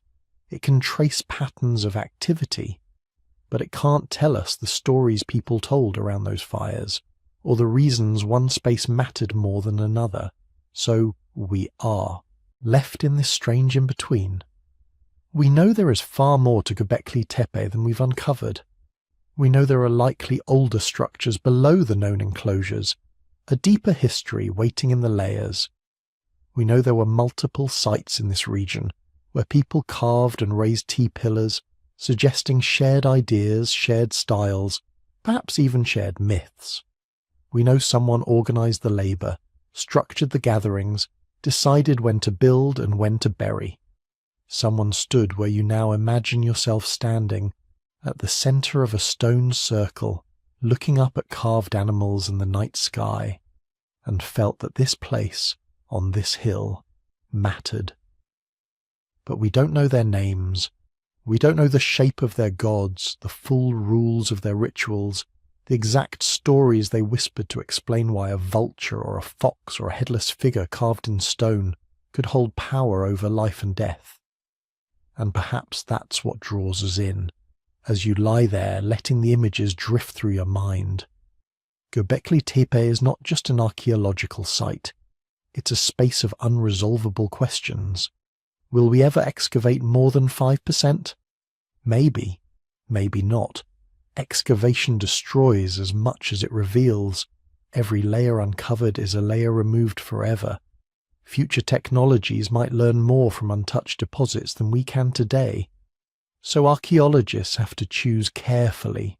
What do we need to know now, and what mysteries should we leave for people who will come after us with better tools and sharper questions? Will we find an even older stone circle beneath the known enclosures, pushing the origins of monumental architecture back another few centuries? It's possible, the hints are there. But until someone opens those deeper layers, that possibility floats just out of reach, like a half-remembered dream. Will we ever know exactly why they buried it? Probably not in the way we'd like. There will be no inscription explaining the decision, no diary of the last overseer of the hill. Instead, we'll keep reading the fill layers, the patterns of bones and stones, the timing of the backfilling compared to the rise of villages and fields nearby. We'll build models, test ideas, adjust them as new evidence appears. And in the meantime, Göbekli Tepe will continue to sit there, under its protective shelter and under its untouched soil, an ancient riddle half solved. A reminder that for all our scans and surveys and theories, there is so much about our own past we still don't understand. As you drift towards sleep, you can imagine the hill as it is now, quiet, lit by the faint red glow of instruments at night, watched by cameras, measured by satellites, its shapes traced by invisible radio waves passing through the earth. Beneath all of that, the stone circles wait. Beneath some of those, perhaps older circles wait still. Around the hill in the wider landscape, other sites, Karahan Tepe and its cousins, are beginning to emerge from obscurity, telling us that this was not a single spark, but a whole constellation of early sacred places. We stand at the very beginning of understanding what any of it means. 95% of the story is still underground. And the part we can see, the 5% we've brushed clean and scanned and measured, asks more questions than it answers. Who built it? How did they organize themselves? Why did they bury it? What strange fusion of belief, necessity, memory and imagination drove them to shape a hill into a monument of stone and silence? Those questions don't have final answers yet. They may never have them, but they pull us forward, just as the stone circles pulled people to that hill 12,000 years ago. And as you let your eyes close, you join a very old tradition. Humans stare into the dark, surrounded by mysteries, making meaning from what little light they have, and knowing, deep down, that most of the story still lies hidden, waiting just out of reach. Now drift forward again, out of the stone circles and into the stories people would one day tell about places like this. Because here's the problem. Göbekli Tepe is 12,000 years old. The earliest written texts we have are maybe 5,000 years old. Between those 2 points is a gap longer than all of recorded history, and yet scattered across that gap in cultures that never met, never traded letters, never shared a priest or a king, we keep seeing certain patterns of story. A garden at the beginning of the world, a paradise on a high place between great rivers, a time when humans and animals were closer, when gods walked among stones, a catastrophe, a flood, a fall, a memory that something precious was lost. The question is not, did the people of Göbekli Tepe write the book of Genesis? They didn't, they couldn't. Writing didn't exist yet. The question is subtler and more haunting. Could the memory of worlds like theirs echo down through thousands of years of telling and retelling, until it finally crystallized as the myths we think we invented yesterday? Picture the map. Modern southeastern Turkey, the dusty uplands above the great arc of the Fertile Crescent. To the south and east, the valleys that would become Mesopotamia, the land between rivers, cradle of Sumer, of Akkad, of Babylon. To the west, the plains that would one day see Hittites and Luwians and the first Indo-European tongues in the region. Göbekli Tepe sits like a knuckle at the northeastern edge of this whole system. Not in the biblical Garden of Eden, no, but not impossibly far away either. Ancient writers, trying to anchor their stories to real geography, placed Eden near the sources of 4 rivers, the Tigris, the Euphrates, and 2 others usually identified with waterways in or near this same broad region. The headwaters of the Tigris and Euphrates rise in highlands, not so far from where those stone circles still sleep under their artificial hill. Is that proof? No, but it is a kind of resonance. Imagine yourself as one of the later people of this land, a shepherd 5,000 years after Göbekli Tepe was buried. You don't know it exists. Your world is city-states and ziggurats and barley fields along the river. But the old stories your grandparents told you at night, their grandparents, and theirs before them, go back further than any temple you've ever seen. They talk about a time before the plough, when the ancestors gathered season after season at a holy hill in the north, a place of stones where the first animals were honoured, where the sky felt close and the gods closer. They talk about a turning point, a time when humans changed their relationship with the land, when the wild became enclosed, when abundance arrived, yes, but also rules, labour, hierarchy, the first bargains with the soil. Over centuries, as languages shift and memories blur, that ancestral hill becomes a garden. The hilltop location becomes a high place at the source of rivers. The shift from foraging to farming becomes eating from a tree of knowledge, a choice that cannot be undone. You don't remember the place. You just remember that before it people lived differently, and that after it we could never go back. This is how cultural memory works. It's not a tape recorder. It's not precise. It's more like a series of overlapping sketches, redrawn by each generation in slightly different colours, emphasising different lines, losing some details and adding new ones that make sense now. Anthropologists call these myths of origin, or charter myths. Stories that tell people who they are by telling them where they came from. They're not historically accurate, and they're not meant to be. They're emotionally accurate. They encode a feeling about some real transformation in the deep past.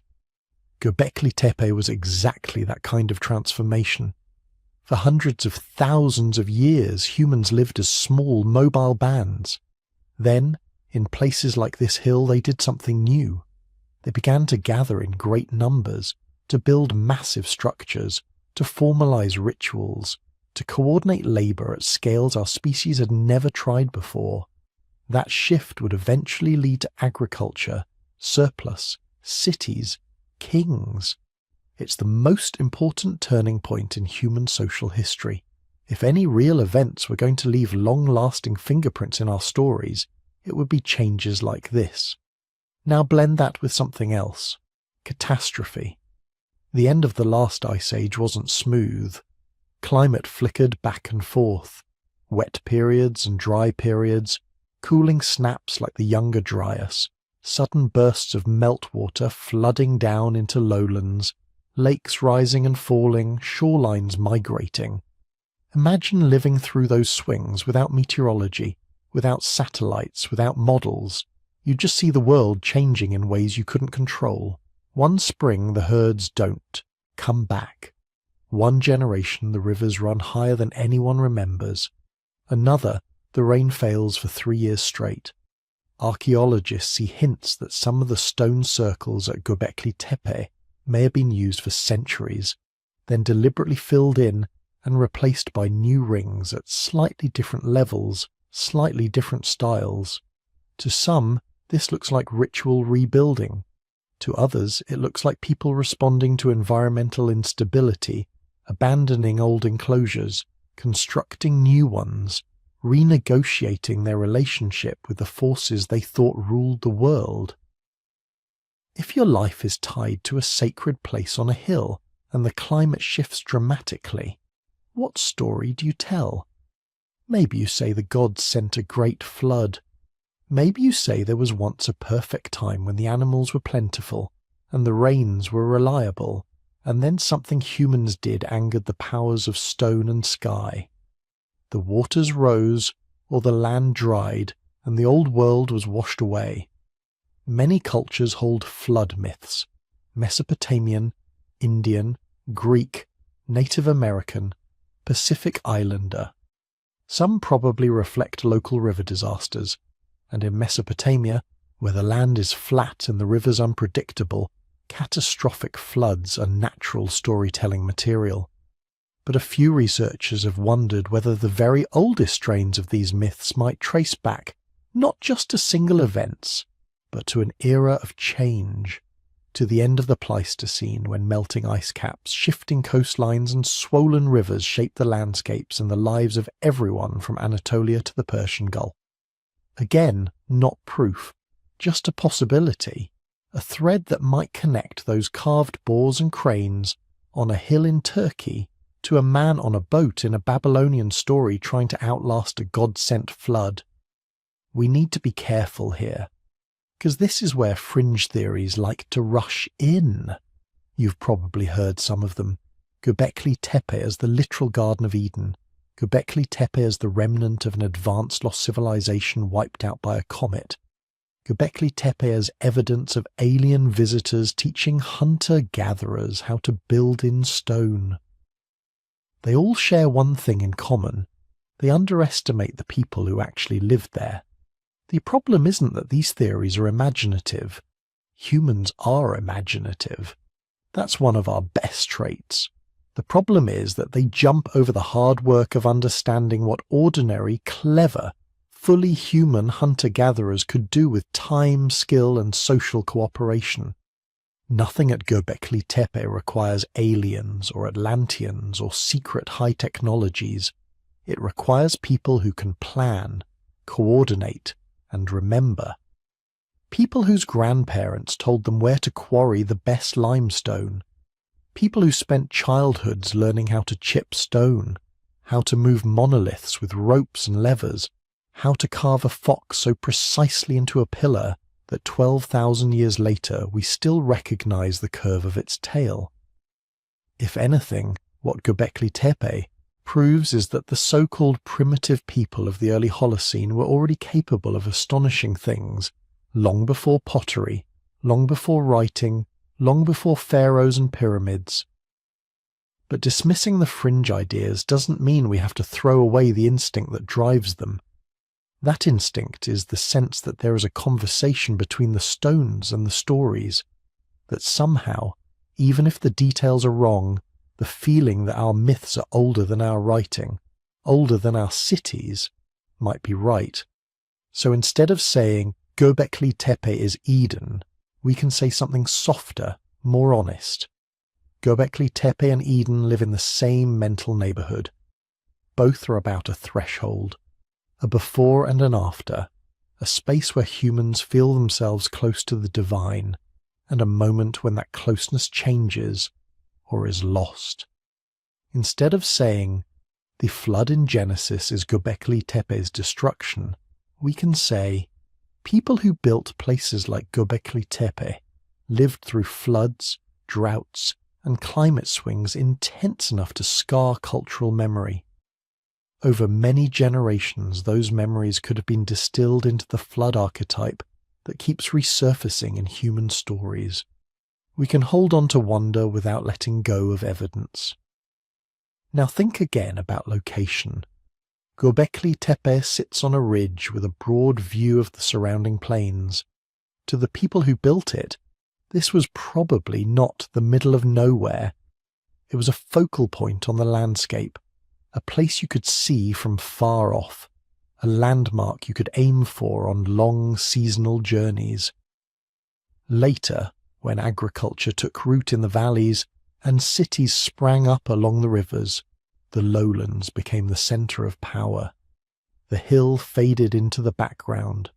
Sediment and time hid the stones. But oral tradition doesn't map geography the way a GPS unit does. To a storyteller around a later Mesopotamian hearth, the place where it all began might be vaguely north, vaguely high, vaguely at the sources of the rivers, vaguely before everything familiar. That's close enough to plant a symbolic garden there, close enough to say, in the east, in a place of 4 rivers, there was once a garden where humans and gods spoke face to face. Close enough that when later scribes wanted to set their story of beginning somewhere, they aimed their words roughly in the direction where, thousands of years earlier, a real hill had once drawn people from miles around. Behind all of this is something deeper than geography or climate. It's the fact that humans make sacred spaces. We do it automatically. Give us a cave with strange acoustics, and we put paintings on the walls. Give us a mountain that catches the dawnlight just so, and we crown it with shrines. Give us a grove of unusual trees, a boulder that looks like a face, an island that sits alone on the horizon, and we wrap it in story and ritual. Göbekli Tepe is one of the earliest monumental expressions of this impulse that we can still touch. But the impulse itself is older than stone. For as long as we've been telling stories, we've been trying to anchor meaning to place. To say, here, at this rock, at this hill, at this circle of carved pillars, something important happened. Our ancestors met the animals. Our ancestors met the gods. Our ancestors made a bargain or broke one. Over time, as languages and cultures change, the specific hill might be forgotten, but the pattern, sacred center, first time, turning point, loss and hope, survives. It gets retold in new forms, pinned to new landscapes, dressed in the clothes of new religions. So when you hear about Eden, or Dilmun, or the Golden Age on Olympus, or any mythic time before time when humans walked more closely with the divine, you can let a small part of your mind drift back further. Back to the people who climbed a barren hill at dawn to stand among T-shaped stones and animal carvings that gleamed in the first light. Back to the first great gatherings, the first formal rituals, the first shared sense that this place is not like other places. They weren't thinking about future scriptures. They weren't trying to write myths for us. They were simply doing what humans do, turning landscape into meaning and meaning into memory. If you strip away all the layers, the literalism, the debates, the footnotes, you're left with that simple need. We need to believe there was a beginning. We need to believe that beginning happened somewhere real. We need to believe our lives are part of a story that started long before us and will continue after we're gone. Göbekli Tepe reminds us that this need is ancient. It's not a quirk of any one religion or culture. It's a feature of the human brain that survived bottlenecks, ice ages, migrations, and the slow invention of agriculture and cities. Those people on the hill, carving leopards into limestone, arranging pillars in circles, hauling stones until their hands bled. They were already us. They loved and grieved and feared the weather. They doubted. They hoped. They told stories around fires about how the world began, why the animals behave as they do, why the rains come or fail. Their specific myths are lost. We will never hear their words. But when we stand at the edge of sleep and listen to our own stories about gardens and floods and lost golden ages, we are listening to echoes of a conversation that began long before writing. A conversation in which Göbekli Tepe was one of the first great sentences carved not in ink but in stone, and as you drift you can let that thought soften around the edges. Civilizations rise and fall, hills are built and buried, myths change costumes. But the underlying pattern, humans gathering, humans remembering, humans sanctifying a piece of earth to make sense of a vast and unpredictable world, that endures. It endured from obscure hunter-gatherer bands to Sumerian priests to biblical scribes to archaeologists brushing dust off ancient pillars, and now to you, lying in the dark, letting your mind wander through a temple before time. In that way, the stones and the stories are still talking to each other, and you are listening in. So what does it all mean? You're lying there in the dark, listening to this story about a hill in southeastern Turkey, about stones and pillars and a time so far back it barely feels real. But Göbekli Tepe isn't just an archaeological curiosity. It's a message, a signal that travelled 12,000 years to reach you. It tells you something about what humans are and what we've always been. Start with the most basic question.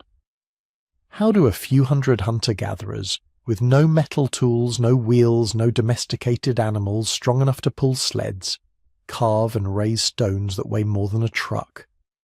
How do they plan those ringed enclosures, line up the twin T-pillars in the centre, coordinate quarrying, carving, transport, construction, and then do it again and again and again as old circles are buried and new ones raised? They don't do it by accident. They do it with cooperation on a scale we weren't supposed to have back then. They do it with shared stories powerful enough to pull scattered bands from miles around to one place on a hill.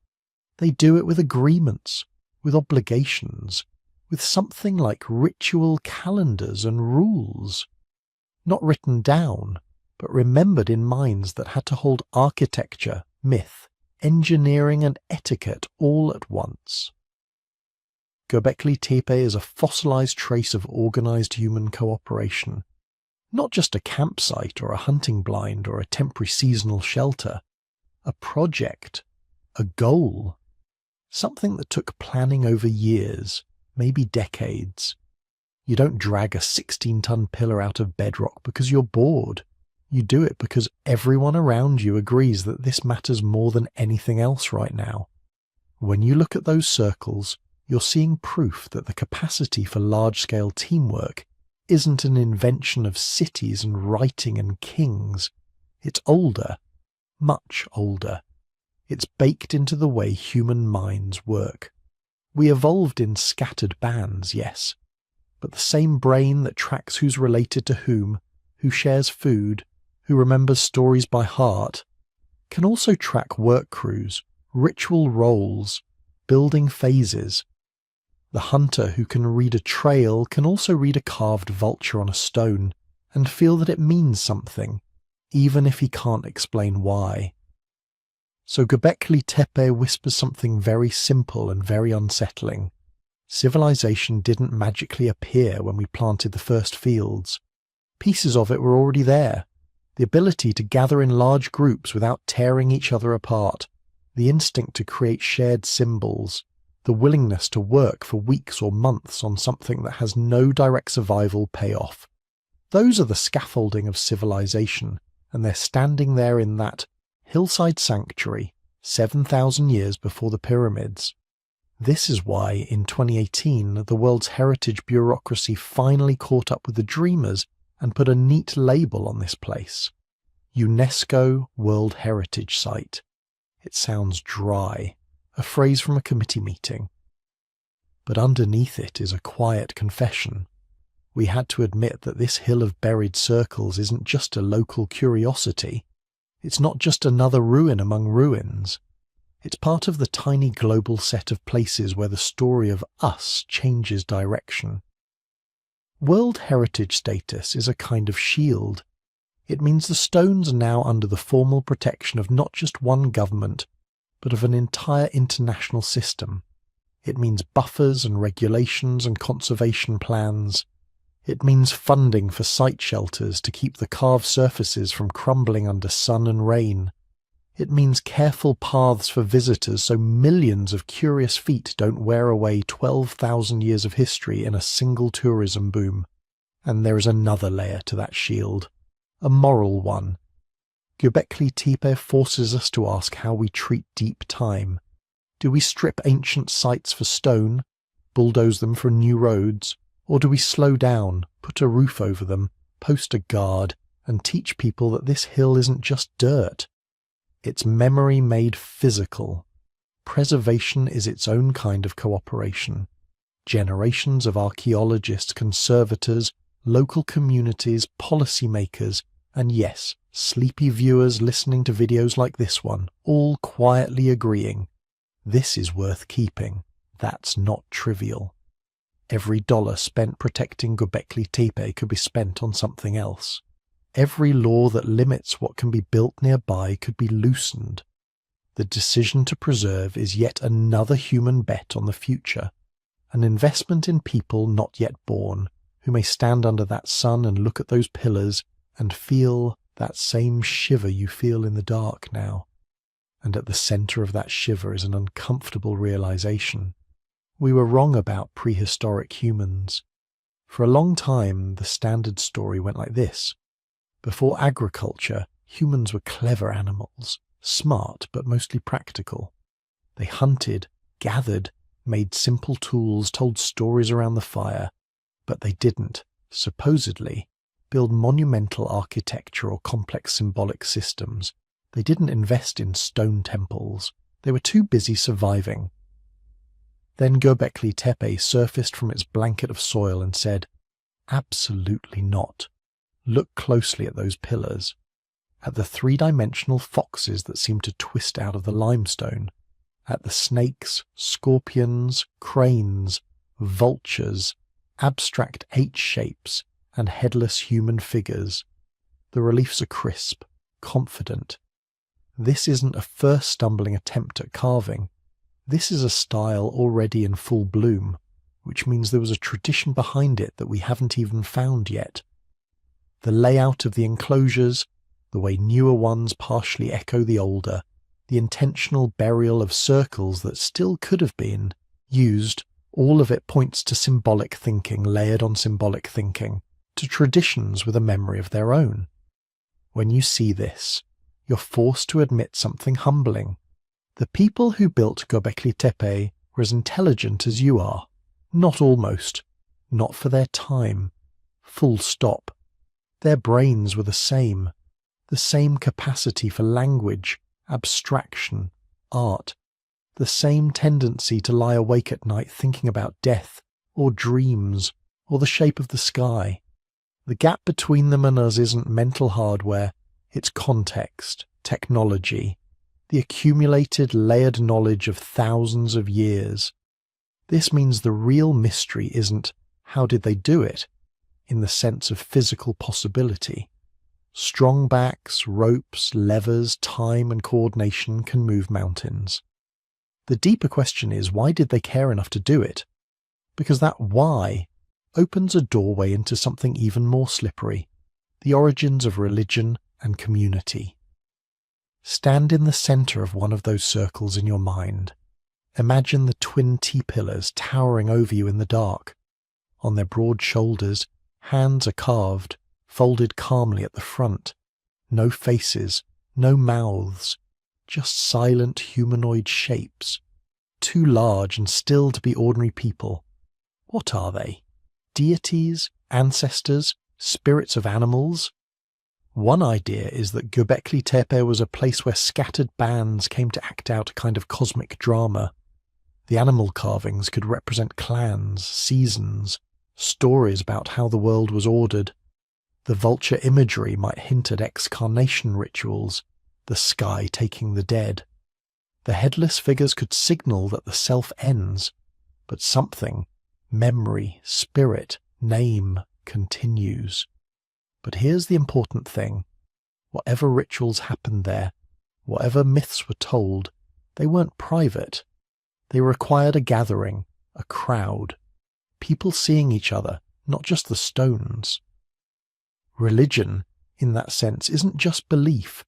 It's coordination technology, a way to get dozens, maybe hundreds of people to align their behavior and expectations using something more powerful than simple barter or threat. If we all show up on the hill at the right time and we all perform the right actions under the gaze of these carved beings, then the world will continue, the animals will return, the rains will come, our dead will not be lost. Do you need grain fields to feel that need? No. All you need is uncertainty, death, randomness, weather that shifts without warning. All you need is love for people who die and fear for children who might not live. Göbekli Tepe suggests that the impulse to ritualize, to sacralize, to anchor meaning in a physical place didn't wait for cities. It came first. Maybe, in a deep irony, religion and communal ritual helped create the conditions that made farming possible. Gather people often enough in one place for ceremonies and feasts, and someone will start tending the wild grains nearby, just to make sure there's enough food next time. If that's true, then the stone circles are not a byproduct of settled life. They're one of the engines that drove humans towards settlement, and that brings the story forward again, to you. Because the urge that pulled those ancient builders up the hill at dawn is still inside you. The tools have changed. The stones are now skyscrapers and stadiums and data centers and server farms humming in the dark. The carved animals are now logos and icons and flags. The hilltop sanctuary is now a city plaza, a sports arena, a social network, a place where people gather to watch and perform and feel part of something larger than their individual lives. But the core feels familiar. We keep building things that outlast us. Cathedrals that took centuries to complete. Space telescopes that will keep watching the universe after their designers are gone. Online worlds that will continue changing long after the first users have died.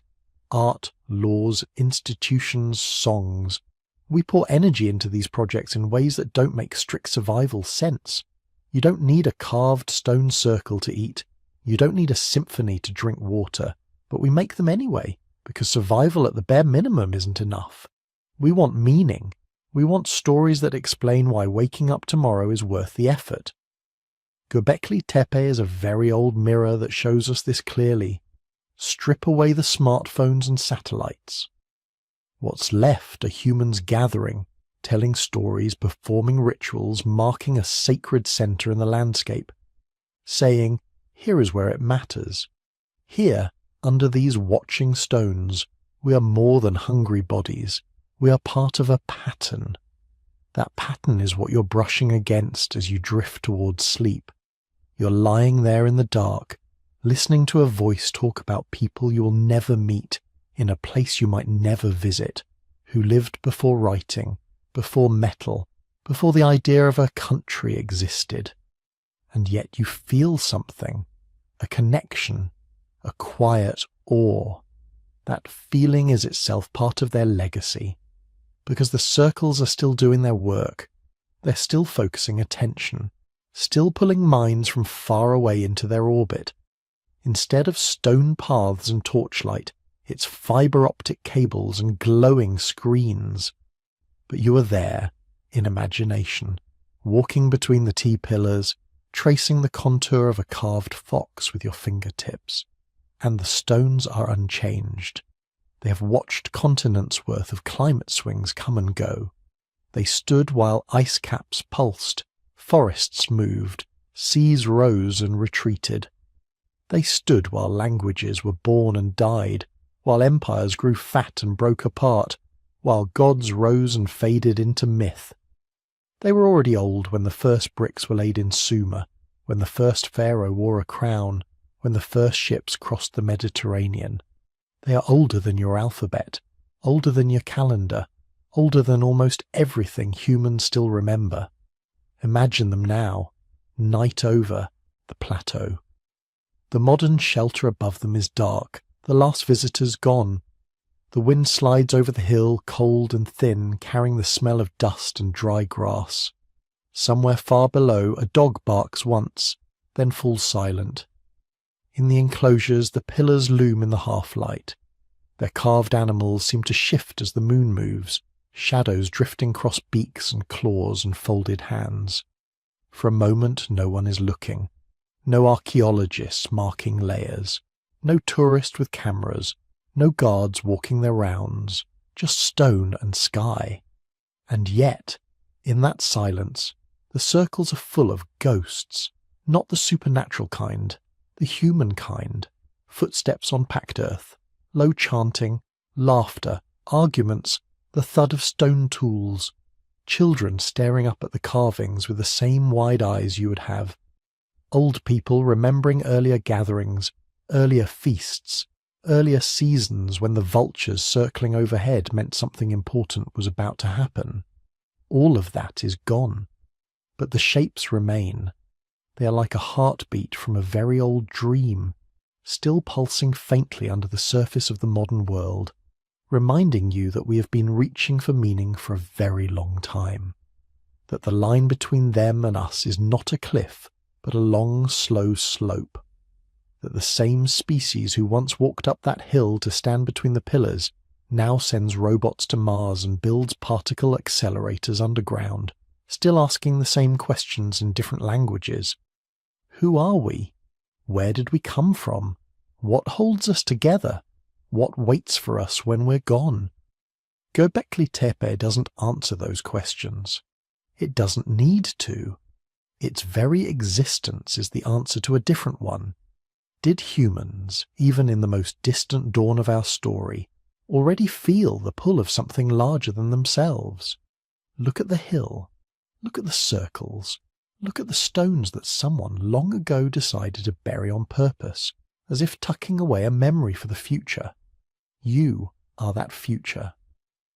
As your eyes grow heavy, as your breathing slows, imagine the stones once more, tall, pale shapes under the stars, the carvings worn but still clear, the air thin and cold. Somewhere on that wind, the last echoes of drums that stopped beating 10,000 years ago. The stones keep their secrets, but they also keep watch.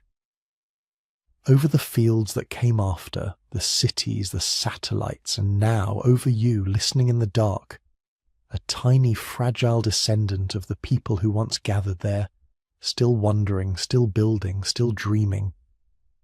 The legacy of Göbekli Tepe is simple and infinite. We have always been more than we seemed, so now drift back one last time to that lonely ridge in southeastern Turkey. The wind has died down. The lights from the dig site have been turned off. The generators are quiet. All that's left are the dark silhouettes of the stone circles against the sky, and the slow turning of the stars overhead. Göbekli Tepe is still there, those T-shaped. Pillars are still standing where they were set more than 11,000 years ago. They were already old when the first bricks of Jericho were laid, already ancient when the first pharaohs dreamed of pyramids, already a memory when writing was invented. And yet they're here, with us, now, a knot in the fabric of time. For most of human history, this place lay buried, covered deliberately by the very people who built it, or by their descendants, circle after circle, filled in, sealed, hidden. A monument turned into a hill, a story turned into silence, and then, after thousands of years of forgetting, a few shepherds noticed strange stones on a dusty slope. Archaeologists walked past for decades, thinking it was just another bump in the landscape, until one person stopped, looked a little closer, and refused to let it go. A carved shoulder here, a vulture in relief there, a fox racing along the edge of a stone. Step by step, trench by trench, the hill began to speak. What we found under that soil wasn't just architecture, it was a challenge to our timelines, to our assumptions about primitive hunter-gatherers, to the neat story that says first we invented farming, then villages, then religion, then monuments, then cities. Göbekli Tepe breaks that chain. Here, long before pottery, long before metal, long before cities or writing or wheels, people were hauling 20-ton pillars out of the bedrock, carving them into stylized human forms, decorating them with animals, symbols, and signs we still can't fully read, organizing labor, food, and resources on a scale that shouldn't have been possible in a world without fields or barns. And yet it was. Those circles say something simple and profound. Our ancestors were never simple. They might not have had bricks or bronze, but they had memory. They had stories. They had the engineering sense to quarry, move, and stand stones that are still upright after more than 100 centuries. They had social systems strong enough to bring people together from scattered valleys and distant hills to build something that none of them could have made alone. They were us. Same hands, same nervous systems, same sleep and dreams, the same capacity to look up at the night sky and wonder what it all meant. When you look at Göbekli Tepe, you're not just looking at the first monumental structure or the world's earliest temple. You're looking at evidence that the human mind, the storytelling, symbol-making, pattern-seeking mind, was already running at full speed at the very dawn of settled life. You're looking at the moment where myth and stone met. Maybe these circles hosted rituals tied to the seasons. Maybe they were gathering places for scattered bands, where alliances were formed, marriages arranged, disputes settled. Maybe they were theatres of memory, where animal spirits and clan ancestors were called into the night with firelight and drums and whispered chants. We don't know, and that's the point. For every pit excavated, 2 more questions appear. For every new pillar uncovered, another layer of mystery comes with it. A symbol we haven't seen before, a pattern that doesn't quite fit, a detail that suggests yet another possibility. Each excavation season is like lifting one more thin veil. Dust brushed away here, a blocked doorway revealed there, a new ring of stones emerging from the soil. Bit by bit the hill releases its secrets, but it never releases all of them. Somewhere under that artificial mound there are still circles we haven't seen, still pillars standing in darkness, exactly as they were left when the last builders walked away, their tools set down, their fires extinguished, their stories drifting into legend. Tonight, as you drift towards sleep, Göbekli Tepe is still slowly changing, not on human timescales, but on archaeological ones. Another season will come, new teams will arrive, new trenches will open, LIDAR scans, soil samples, microscopic traces of pollen and bone. Every technique we invent gives us a slightly clearer glimpse of a world that ended more than 10,000 years ago. But it will never be completely clear. There will always be a gap, a quiet space between what we can prove and what we can only imagine.